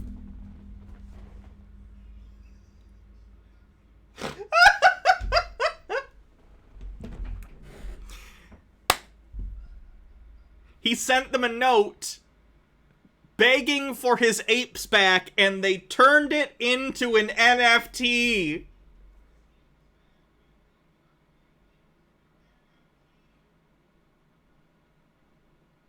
It says, I want to buy my what does that say? I want to buy my BAYL back. Bail? I don't know why it would be back. Yeah, whatever. They are forever marked, compromised now. They are blacklisted now. Please, let's work out a deal. It's better than nothing. Write me on Discord, Instagram, or Twitter. Calvin Becerra, I will gladly buy back. Second, it reveals a massive security and privacy hole in the entire system, which is that people who are so inclined can attempt to dump tokens into your wallet, pending acceptance, which can contain malicious code, abusive messages, unsolicited dick pics, etc. It's basically Sam Jackson's character in Jurassic Park. We have all the problems of a major bank and a major social media network. Fellas, it seems that there might be something of a flaw in our strict code is law and possession dictates ownership economy. And then the guy who had his shit stolen says, I'm not changing my profile pic, still my ape. But wait a minute, I thought you said the person who owns the NFT owns the picture. You got that stolen, so you don't own that anymore, because it was stolen from you, right? That's how it works, right? It's almost like having a JPEG saved is enough. Weird. You know what? I might attend this guy's next motivation tour just to hear the anecdote about the time he got tripped by some scammers, knuckled down, bit the bullet, and just paid the ransom, allowing the anonymous scammers to make a healthy profit on their $0 investment. So yes, he actually paid the thieves a ransom to get back his ugly ape PNGs. How much did you spend to buy this JPEG twice? He says, a lot, but not even close to as much as they are worth. Pennies compared to dollars.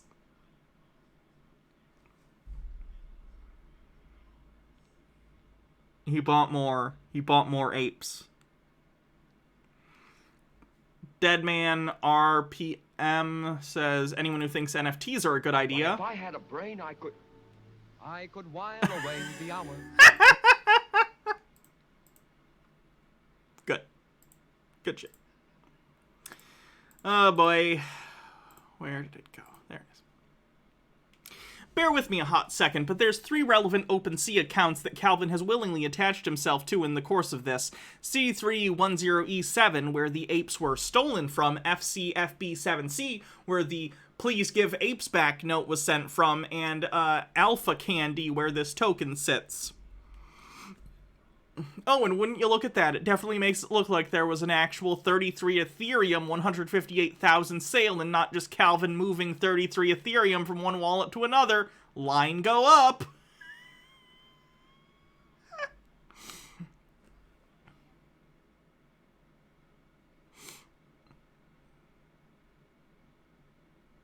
Every coin is designed to be inherently finite. The original pitch with Bitcoin is that it would mimic gold. There's a bunch of gold that's basically laying out in open and rivers, then shallow veins, deep veins, and sub-oceanic veins. Over time, it gets harder to get more gold.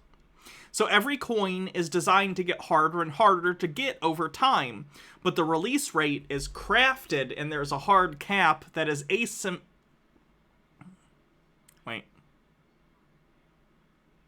asymptotically approaches.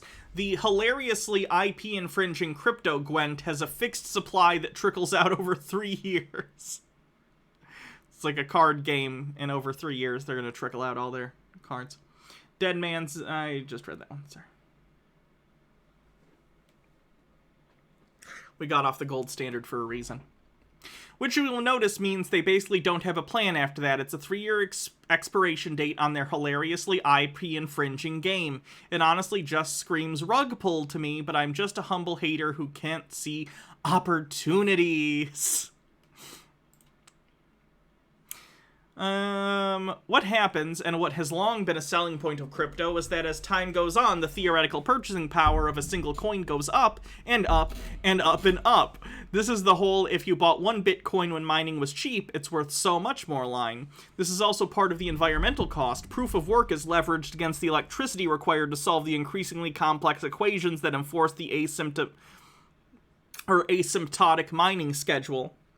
TubeMan says crypto bros when their NFT servers get shut down. Before I go, I want you to know just one thing. God damn it, I don't know if I can't play this. I want to, but I can't.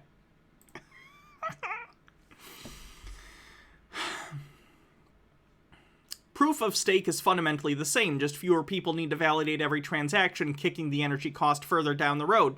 When evangelists say Sol is low-cost impact, what they mean is Sol is low-cost impact at the moment.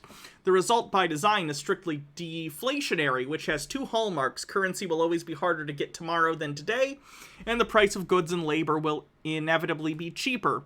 Now, if you're an early adopter or someone with vast reserves of currency, this is in your favor. Your stockpile gives you more and more and more purchasing power as things get cheaper and cheaper and cheaper. If you're at the bottom, if you do not have the resources to earn and spend every month, this sucks. If you have to take on debt as a necessity versus an asset, it quadruple sucks. Anything you buy with that debt that can't be leveraged will definitionally be worth less than what you pay for it. Your interest will make your debt go up while your ability to earn to pay it off goes down. So a lot of DeFi advocates have this pitch that gets really gross when you unpack it. We can help the unbanked of the world. You know what impoverished Appalachian villages need? Securities trading and access to deflationary debt.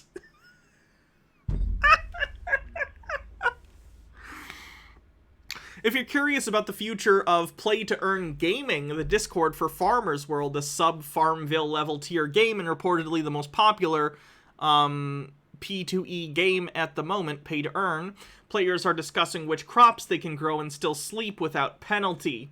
Now, unhealthy sleep patterns in video games are no stranger, whether it be midnight releases or an in-game timer that resets in the middle of the night. This isn't strictly new. Difference is, most games don't have a $5,000 buy-in with a promise of material return on investment if you keep up with your timers. The basic loop is this. Crops require 42 interactions to harvest, and players can interact every 4 hours. If you miss 2 consecutive interactions, you're penalized 1 interaction for every missed timer thereafter.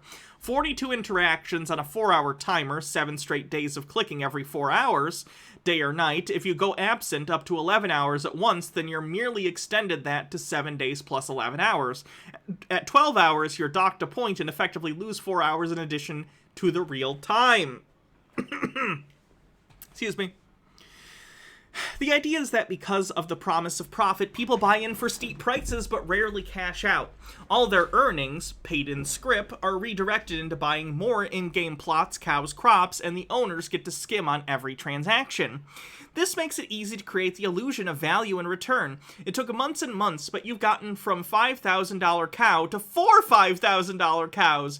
You've got $20,000, but you don't. You have stock. That doesn't mean you have buyers. This is really common mentality in WoW gold farming, where someone will just brag about how they made 150,000 gold in 10 minutes by just adding up the theoretical value of a bunch of junk that takes months and months to actually sell. Anyway, expect to see a lot more of this in the coming years, as all the worst free-to-play devs pivot to this pseudo-MLM format, getting people to pay hundreds if not thousands to buy into a promise of unrealizable future profits just for playing a game. Blockchain games have come so far in just a few short years. Oh my goodness, this token is called Not for Pussies tokens. Oh, no. Don't call your tokens not for pussy tokens. Can we agree? Can we agree on that? So that's what Dan has been up to. Really excellent. I'd highly recommend checking Dan out. He's doing an upcoming video on all this NFT stuff. Apparently coming out in December on his channel. Actually, I'll give you guys a link to the channel so you can subscribe for whenever that comes out. And also check out his backlog, because he has a lot of good stuff on there.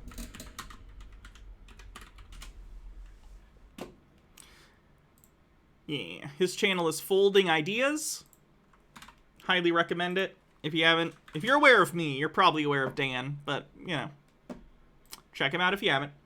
Hydrate. Just Belmont, thanks for 7 months. Daddy Sume says, good night, Hannah. I'm miserable and this isn't really helping. I love you all. Send me a message on Twitter if you want to check in. Oh, I'm sorry. I hope you're feeling better soon. I know the thing today sucked.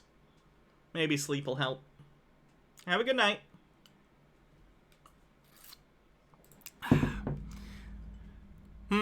Crypto bros taking L's. This is my fetish. Well, one of them. Dead Man RPM says this is the last of my bits for a bit. There's a link. The scariest movie ever? What? What is this? Seriously, what is this channel about? Oh, is this a conspiracy person that I need to save? I'm gonna save it. Bardlock Moses, the 100 bits, says, hype. Hype train begins. Save this under conspiracy, folks. Okay, 46% to level 1. Crypto bros taking L's. Let's see what we got.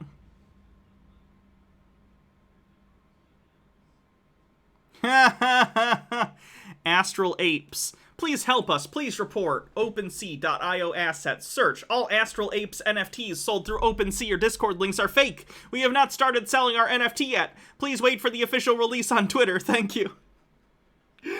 So someone else started doing astronaut ape NFTs, and they are mad because someone is ripping them off. That's funny. Despite having co-founded the project yesterday, blank and blank rugged the fuck out of me, which I believe means like pulled the rug out from under. Well, the process of porting final pieces of code to the MetaSharks website, they decided to 1, kick me from the team, and 2, ban me from the community. I've never been more insulted in my life. I set up the whitelist contract servers, airdropped the OG token to everyone, built out the mint pass and Shark PFP drop, and I get banned from the servers without warning? Are you serious?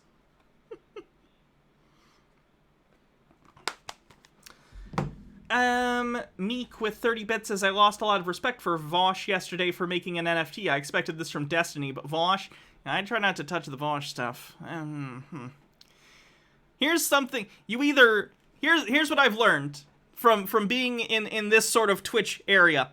You either stay a small streamer with a community that likes you, and maybe that'll die out someday, or you get big enough that you become terrible, and everyone hyper fixates on everything you do, and then you get paranoid, and you do dumb shit, and then you start doing dumb shit, and it's just bad. So. I'm sure he made fun of it, but Vosh has done other stuff that I think is dumb too. It's not just about the NFT thing.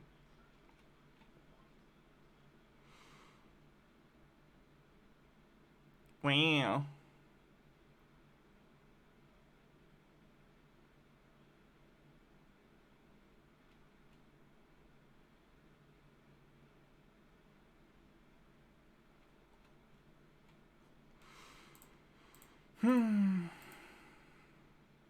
What the hell is up, my disciples? Coding Jesus here.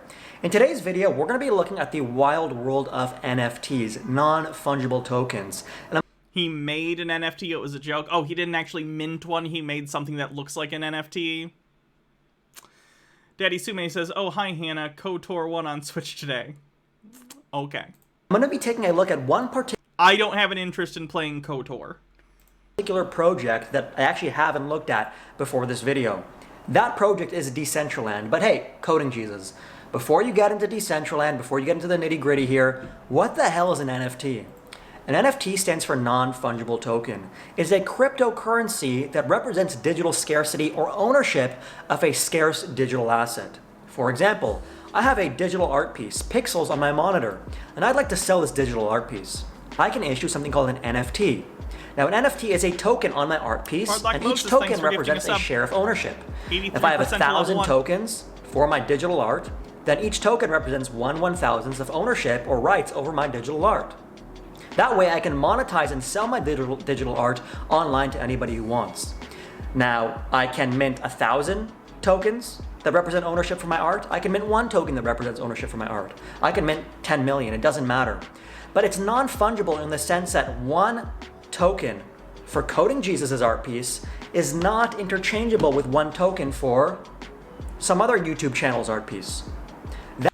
Freezerburn says, hype train time again. Let's go choo choo. Poetic Fox, thanks for 8 months. Is 8 months to the promised day of Destroyer's birth. Also check your Twitter. I sent a video of one of our baby roosters crowing for the first time. Alrighty. That's the key to non-fungibility here. Alright guys, we kind of have an understanding about what a non-fungible token is, and there's a lot of hype about it. But what I like to do is kind of cut through the hype and conjecture by looking at actual projects that are set to be the stars of the NFT space. And what better than the not freezer burn. Freezer burn.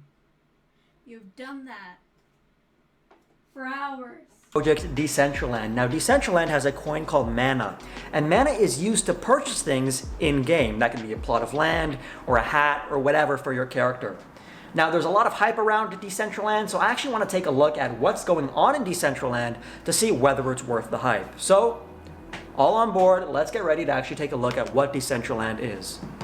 The future of digital real estate. And that future is parcels on Decentraland.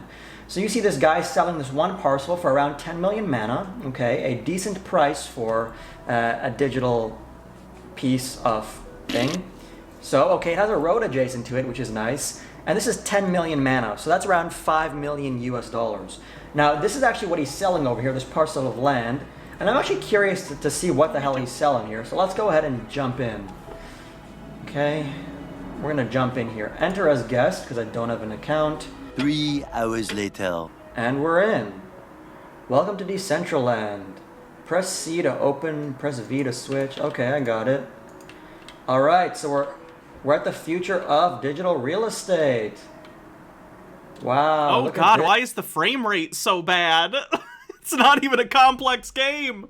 Narnandia Owl says, ah yes, I heard of that game. It's the only one like that at least looks like a game, albeit a pretty unremarkable one. Yeah, the frame rate's dog shit. This.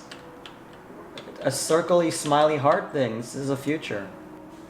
What's this parcel? So this is, I think this, no, that's not what's being sold. I think they might be selling this massive rock. Okay, so let's click M, and it was $29.30. Okay, so this is the digital parcel. This is what's being sold for $5 million, guys. What? And I'm sure there's going to be a lot of buyers for this digital piece of land. I didn't even get into the graphics of this. This is... Anadon Arahart, thanks for 10 months, says Milady. Tips Fedora. Thank you. This is kind of disappointing. Like, this looks worse than RuneScape. And this is the next generation of digital real estate. Oh, there's a lot of flags. That's cool. And I'm not sure if you guys can see this, but things are lagging real hard. Oh, this is kind of cool. Can I get the gun? I can talk to the gun. Do you want to play? Yeah, let's play. Yo, look how I'm holding this gun. It's all about shooting. Look at that. I'm shooting without clicking anything. Bam, bam. Shoot them. Game development. Oh, by the way, these, I'm not even kidding, these avatars here are selling for like $300,000 each. Oh my god, that one's $7 million. 47% to level 2 with a minute left. Bam, bam, bam. Can I leave, please? No, I don't. I want to leave. Okay, I left. Okay, that was fairly simple. Where is everybody? I thought this is the future. There should be a lot of people here. Let's type help and see what we can get here. Show a list of players around you. Players. No other players are near your location. Let's go. Jump, jump, jump, jump, jump, jump, jump. Find people, find people. Oh yeah, this is sick. Let's hack the map. How do I crouch? There's a lot of benches, but there's no people. Can I even sit on it? Stone Corbell, thanks for gifting the sub. I can fall perpetually. Look at that, I'm falling and there's no end. I'm stuck in limbo. Limbo. Let's go to the Sugar Club. We're gonna be hitting on some pretty cute digital girls or guys, you know, whichever way you go. Alright. Hey! Who's here? Let's check if anybody's here. Ah! Mr. Bad! Where are you at, Mr. Bad? Yo, I found somebody! Yo. What's up? Oh, look how badass he looks. Yeah, look how bad this guy is. Let's view his profile. He arrived December 2019 and I don't think he's ever moved since. What the hell is that? A dinosaur? This probably sells for $3 billion. Yeah, this is like a mini clip of crypto. Alright guys, well if you couldn't tell by now, I'm definitely not impressed by this. I don't know why people are buying plots of lands for millions of dollars. And I have no idea why land is being sold for millions of dollars. This is total hype BS. I mean, you can talk about NFTs Illuminati, thank you for raiding. Welcome, raiders. I'm Hannah. Today, we're actually at near the end of the stream, but I'm glad you could join us for a little bit. We're looking into the weird world of NFTs and how they are in my opinion, and many other intelligent people's opinion, a scam. Hey, Illuminati, thank you for gifting 10 tier 1 subs. I appreciate that so much. But make sure if you haven't, go check out the Illuminati here on Twitch. Blair is excellent, covers all sorts of really cool stuff. If you like me, you will love Blair. So go check out the Illuminati here on Twitch. End of sales pitch. One of the largest NFT projects looks like, then it's... What game is this? This is... Oh boy, I'm actually not sure what this is called, but it is a game where they are selling NFTs that are affiliated with plots of land for millions of dollars. Yeah. Definitely not something I would involve myself with. And just like a lot of other cryptocurrency projects, a bunch of buzzwords, no real concrete use case. It's an MLM without a real product to sell. Yeah, I was talking about that earlier. The language used in so many of these NFT pitches are so similar to MLMs, down to even calling the marks, instead of calling them, you know, customers or contractors in the case of MLMs, they'll often come up with something to call you to make you feel special. You're a business owner, you're an affiliate, you're a consultant, whatever. A lot of these crypto scams use very similar language. It's like someone looked at the business model of pyramid schemes or multi-level marketing and went, all right, we got the wine mom demo covered. Now, what do we do about tech bros? I mean, is anybody really going to spend millions of dollars buying?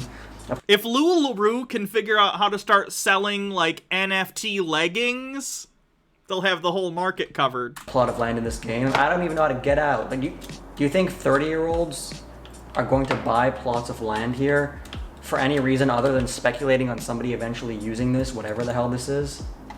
Oh, somebody lost connection. That's awesome. But I mean, maybe I'm wrong. Maybe this is the future. Maybe I'm just some jagoff developer in his room that knows nothing about cryptocurrency despite contributing to multiple cryptocurrency projects. And, you know, maybe I just don't know anything and this is the future. Let's look at what other people have to say about this. Payday tomorrow. Half of it's going straight into mana and that's going straight to zero. This one's funny. Where is everybody? I joined Decentraland as a guest. I see nobody. I do players and nobody's around me. Where is the party at? Where can I see concurrent player count? Currently, Decentraland operates across multiple servers, so populations are... I don't think that's why. They're probably out looking for incentives to play. That's a good one. All right. So for the last portion of this stream, I wanted to take a look at some of the actual NFTs that are being sold and why. Let's look at, what are we going to sort by?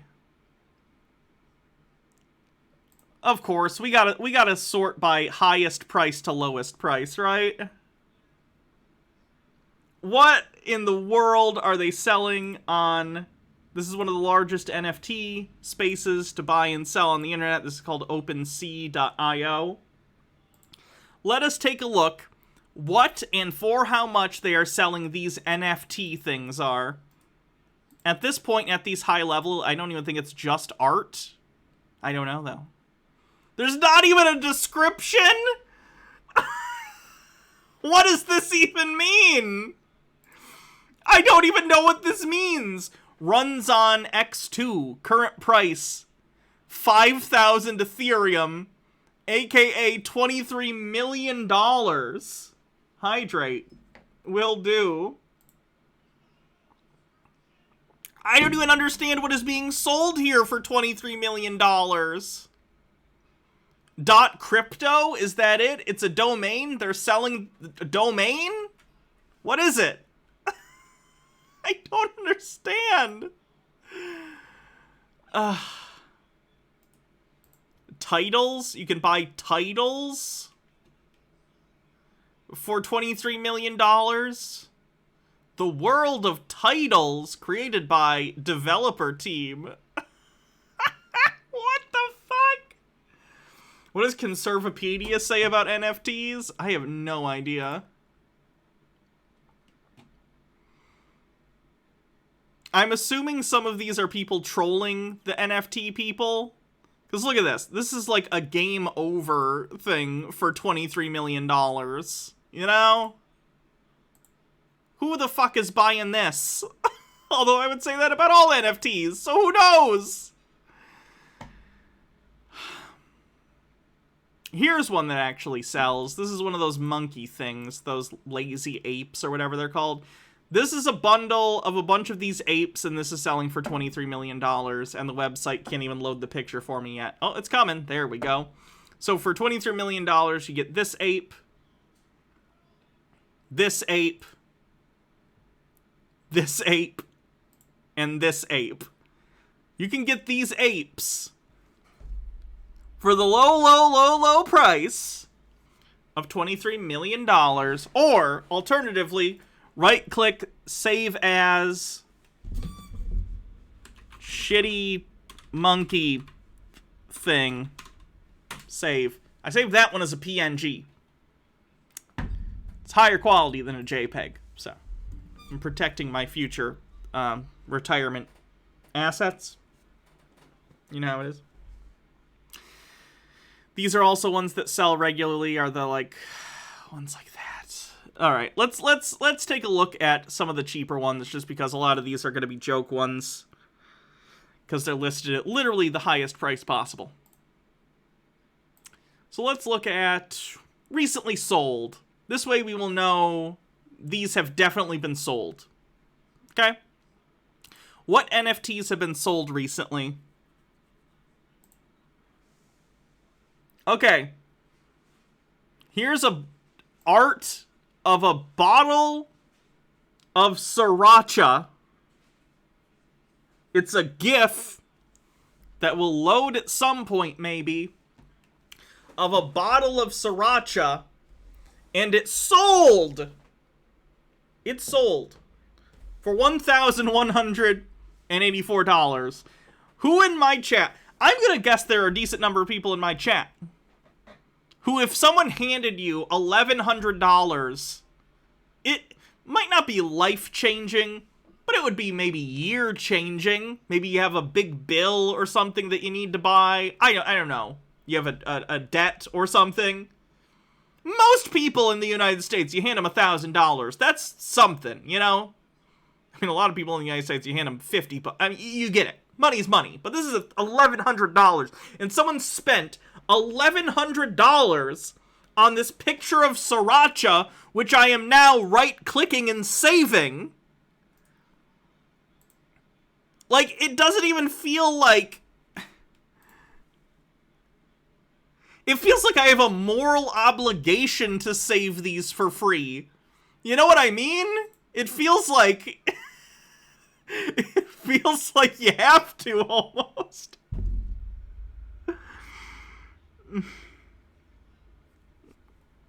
Here's one that sold recently. Tightly wound thread spool. This... I think this one might be a 3D model of a... This is a 3D model of a digital spool of thread. And it costs $445. I could go buy you multiple cases of real thread. Spools and spools of thread.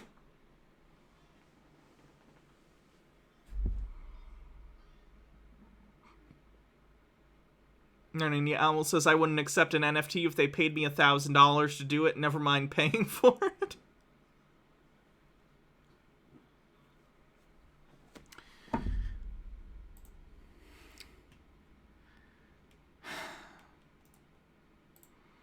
This is a picture of a sneaker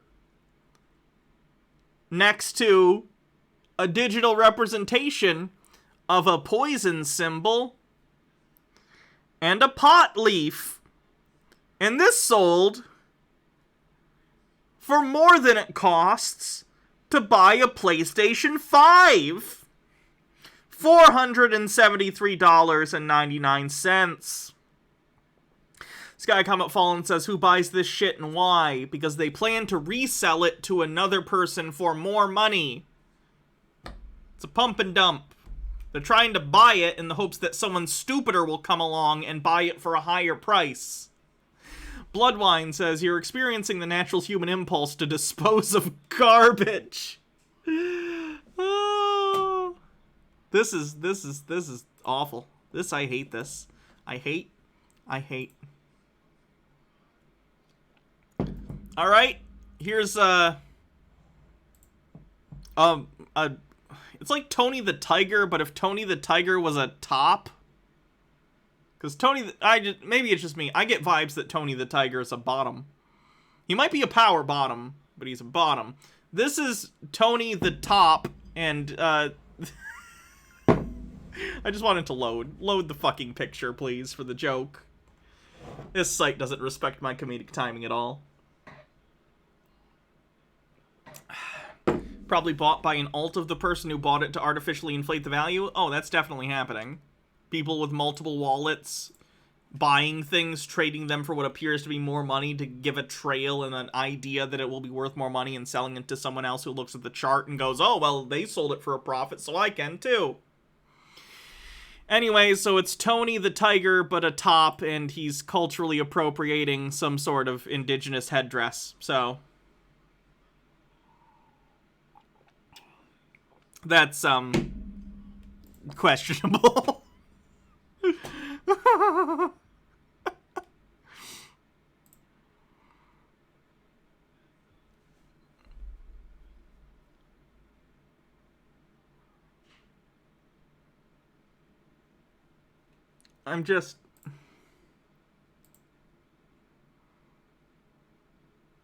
I don't understand why. Here's one that just sold. It's like a GIF. I'm going to exit a lot of these because we're not going to need them. We're going to finish the stream soon. And I know this feels redundant at this point. I know I'm just looking at different NFTs and being like, this is ridiculous. I'm not trying to make... I will never in a million years make as an intelligent, in-depth you know, refutation of NFTs as someone with more knowledge about programming and crypto. Someone like Dan Olson, who I'm sure when his video comes out will cover this incredibly thoroughly. But it's a GIF of someone kick-flipping on a table, and this was sold for $900. Like, what are we doing? Two Man says, you know who I'm surprised hasn't made an NFT? Banksy. I feel like they would make one that would delete itself on purchase. Sky Come Up Fallen says, are NFTs used for money laundering? Yes, they are. So is actual art. But, like, yes, cryptocurrency and NFTs are used for that purpose.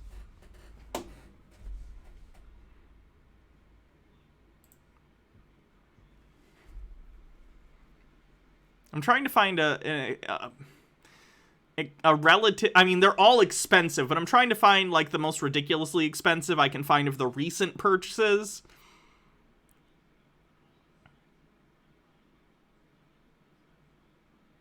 This one's cheaper. This one's only $3.79, which is only $3.79 too expensive for an image on the internet.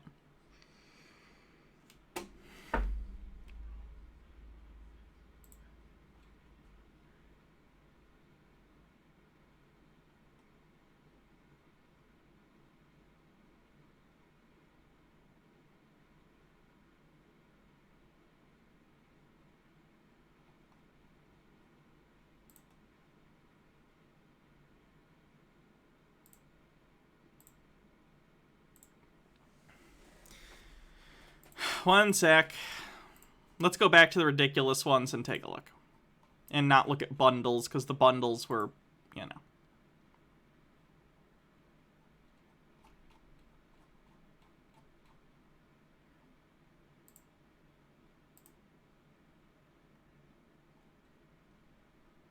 Come on. Let's look at ones that have offers, so we know ones that are actually being bid on. Ones that aren't trolls. Some of these are not safe for work, which is why I keep switching the camera, by the way. I want to make sure what's on screen is safe for work and, you know, not TOS breaking for Twitch before I show it. Just waiting for it to load. Wow, this website kinda sucks. You'd think since this website's clearly making millions of dollars, they could afford to actually make their servers work. India Owl says, I wonder how much these prices are inflated by the cryptocurrencies in the first place. I mean, it's all a clusterfuck. It's like an Ouroboros. Trying to figure out where one scam begins and another ends is kind of impossible. They're all so tied into each other.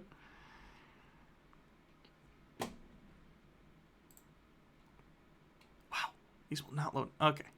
They're starting to load. There we go. Come on. Keep going. All right. So these are ones that already have bids. So, and offers. So these are for real. These aren't troll ones. Here's one. This is the most expensive NFT on the site right now because the site has a maximum cap for price for some reason.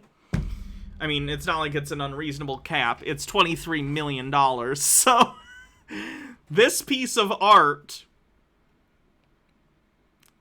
is $23 million. Sancel EV, thanks for 5 months. Says, love you, Hannah. I just need to save a couple of these, and I'm, you know, my retirement's set, right? These are all the same price. Any listed at 5,000. These are all, I'm just going to scroll a little bit, just so you can check it out. Every single one of these pictures individually costs $23 million, unless I say otherwise. Just so you know. Doon, doo, doon, doon, doon, doon, doon, doon. Doo, doo, doon, doon, doo, doon, doo, doon. Bum, bum, bum. Ba-dum, ba-dum, ba-dum. Dun dun dun. Ba-dum, ba-dum, ba-dum. Ba-da,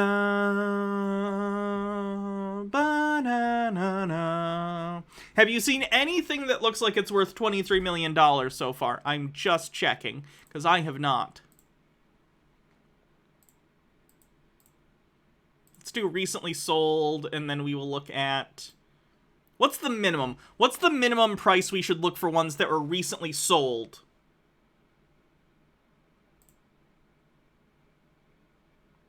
What do you think? Minimum price I should type in to look at ones that were recently sold.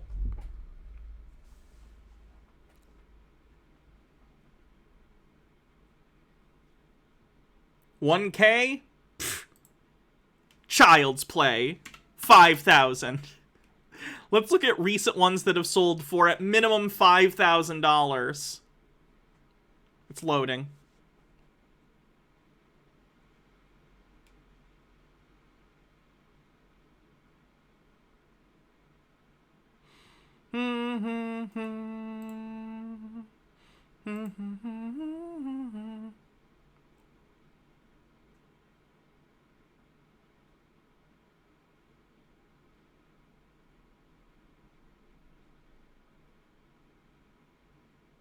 Yikes.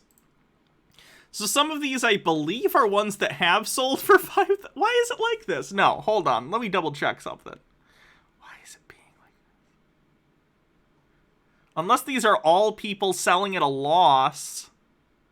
Because these are definitely... That's just a butt. That's just a butt. Does anyone want to buy an NFT of an anime butt?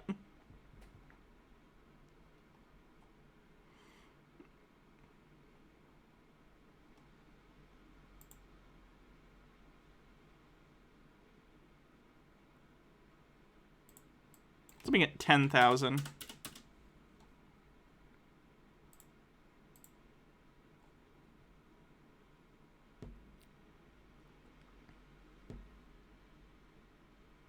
See, this is the weird thing, because, like, it's saying I'm looking at ones that have sold for $10,000, but these are all on sale right now for, like, $3. These cannot all be NFTs that people paid $10,000 for, and now they're just trying to unload them for $3, right? Male or female? The butt was female. I guess it could be that. I'd just be shocked. It's a nice anime butt, for what it's worth.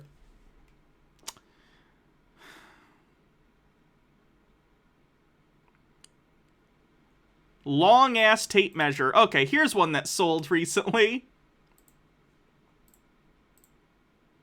Long-ass tape measure is the name of this NFT.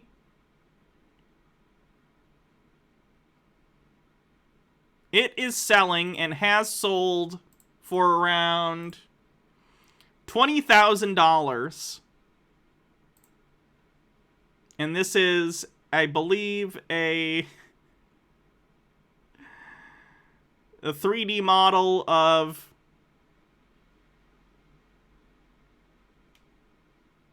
a measuring tape for $20,000.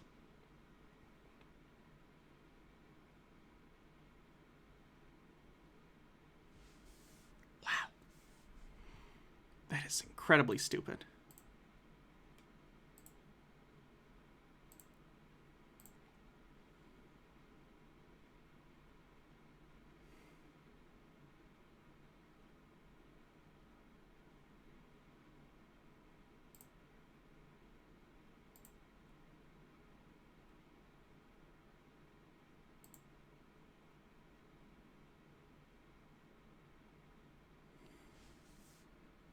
Let's look at some of the bigger ones. So, there are some groups that make, and this is why you see a lot of the same thing, like these apes, bored apes. These sell regularly because they're popular amongst the crypto bros. So this one's current price is $165,000. It's a monkey in Ray-Bans and bubble gum, and he's a convict, and he's got a Soviet hat. None of this comes together because it's made by a computer. Bittergrin says it doesn't look that long. Pretty average. So, yeah, this is worth $150,000, more than that. This one's almost the exact same one, but it's worth more for some reason because he's wearing a different shirt. I don't know why. Oh, this one's worth even more. The Terminator monkey? Terminator monkey is worth $500,000.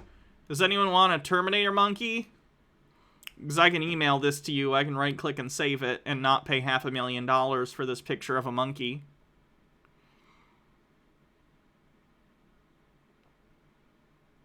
By the way, this isn't the highest price this has ever had. It sold for more back in October.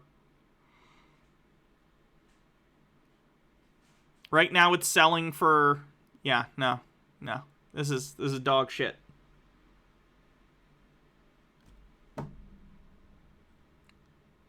I feel like I'm losing my ability to think. I don't understand. They're the same. It's the same monkey. It's the same ape. Over and over and over again. Here's a different one. This one is CryptoPunks. Oh. So CryptoPunks are, I believe, a little cheaper. They're not quite as popular. They're just like pixel images that you can buy for... How much is 120? Is this, what is this? Is this Ethereum? It doesn't even say on this one.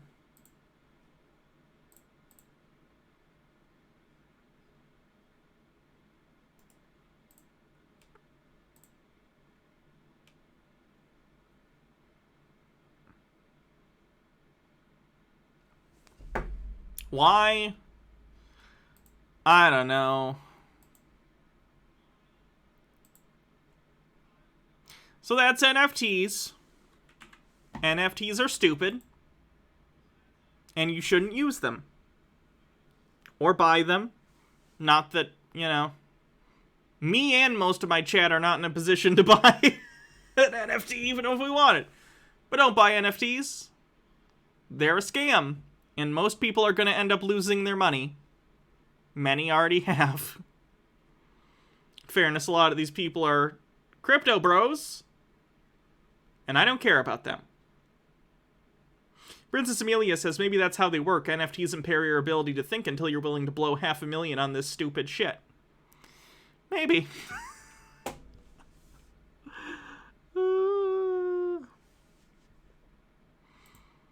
It's so weird in like the crypto stuff because like you would think that the best looking art would be worth the most, but it's not. It's just the stuff that's already a meme in the crypto community. I don't know. I never know. It doesn't matter.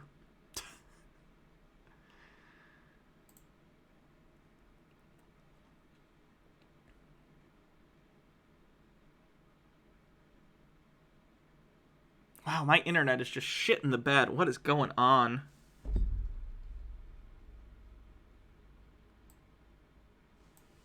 Alright, we're going to raid QAnon Anonymous podcast. Thanks, everyone. I hope you have a wonderful evening. Oh, that's the wrong link.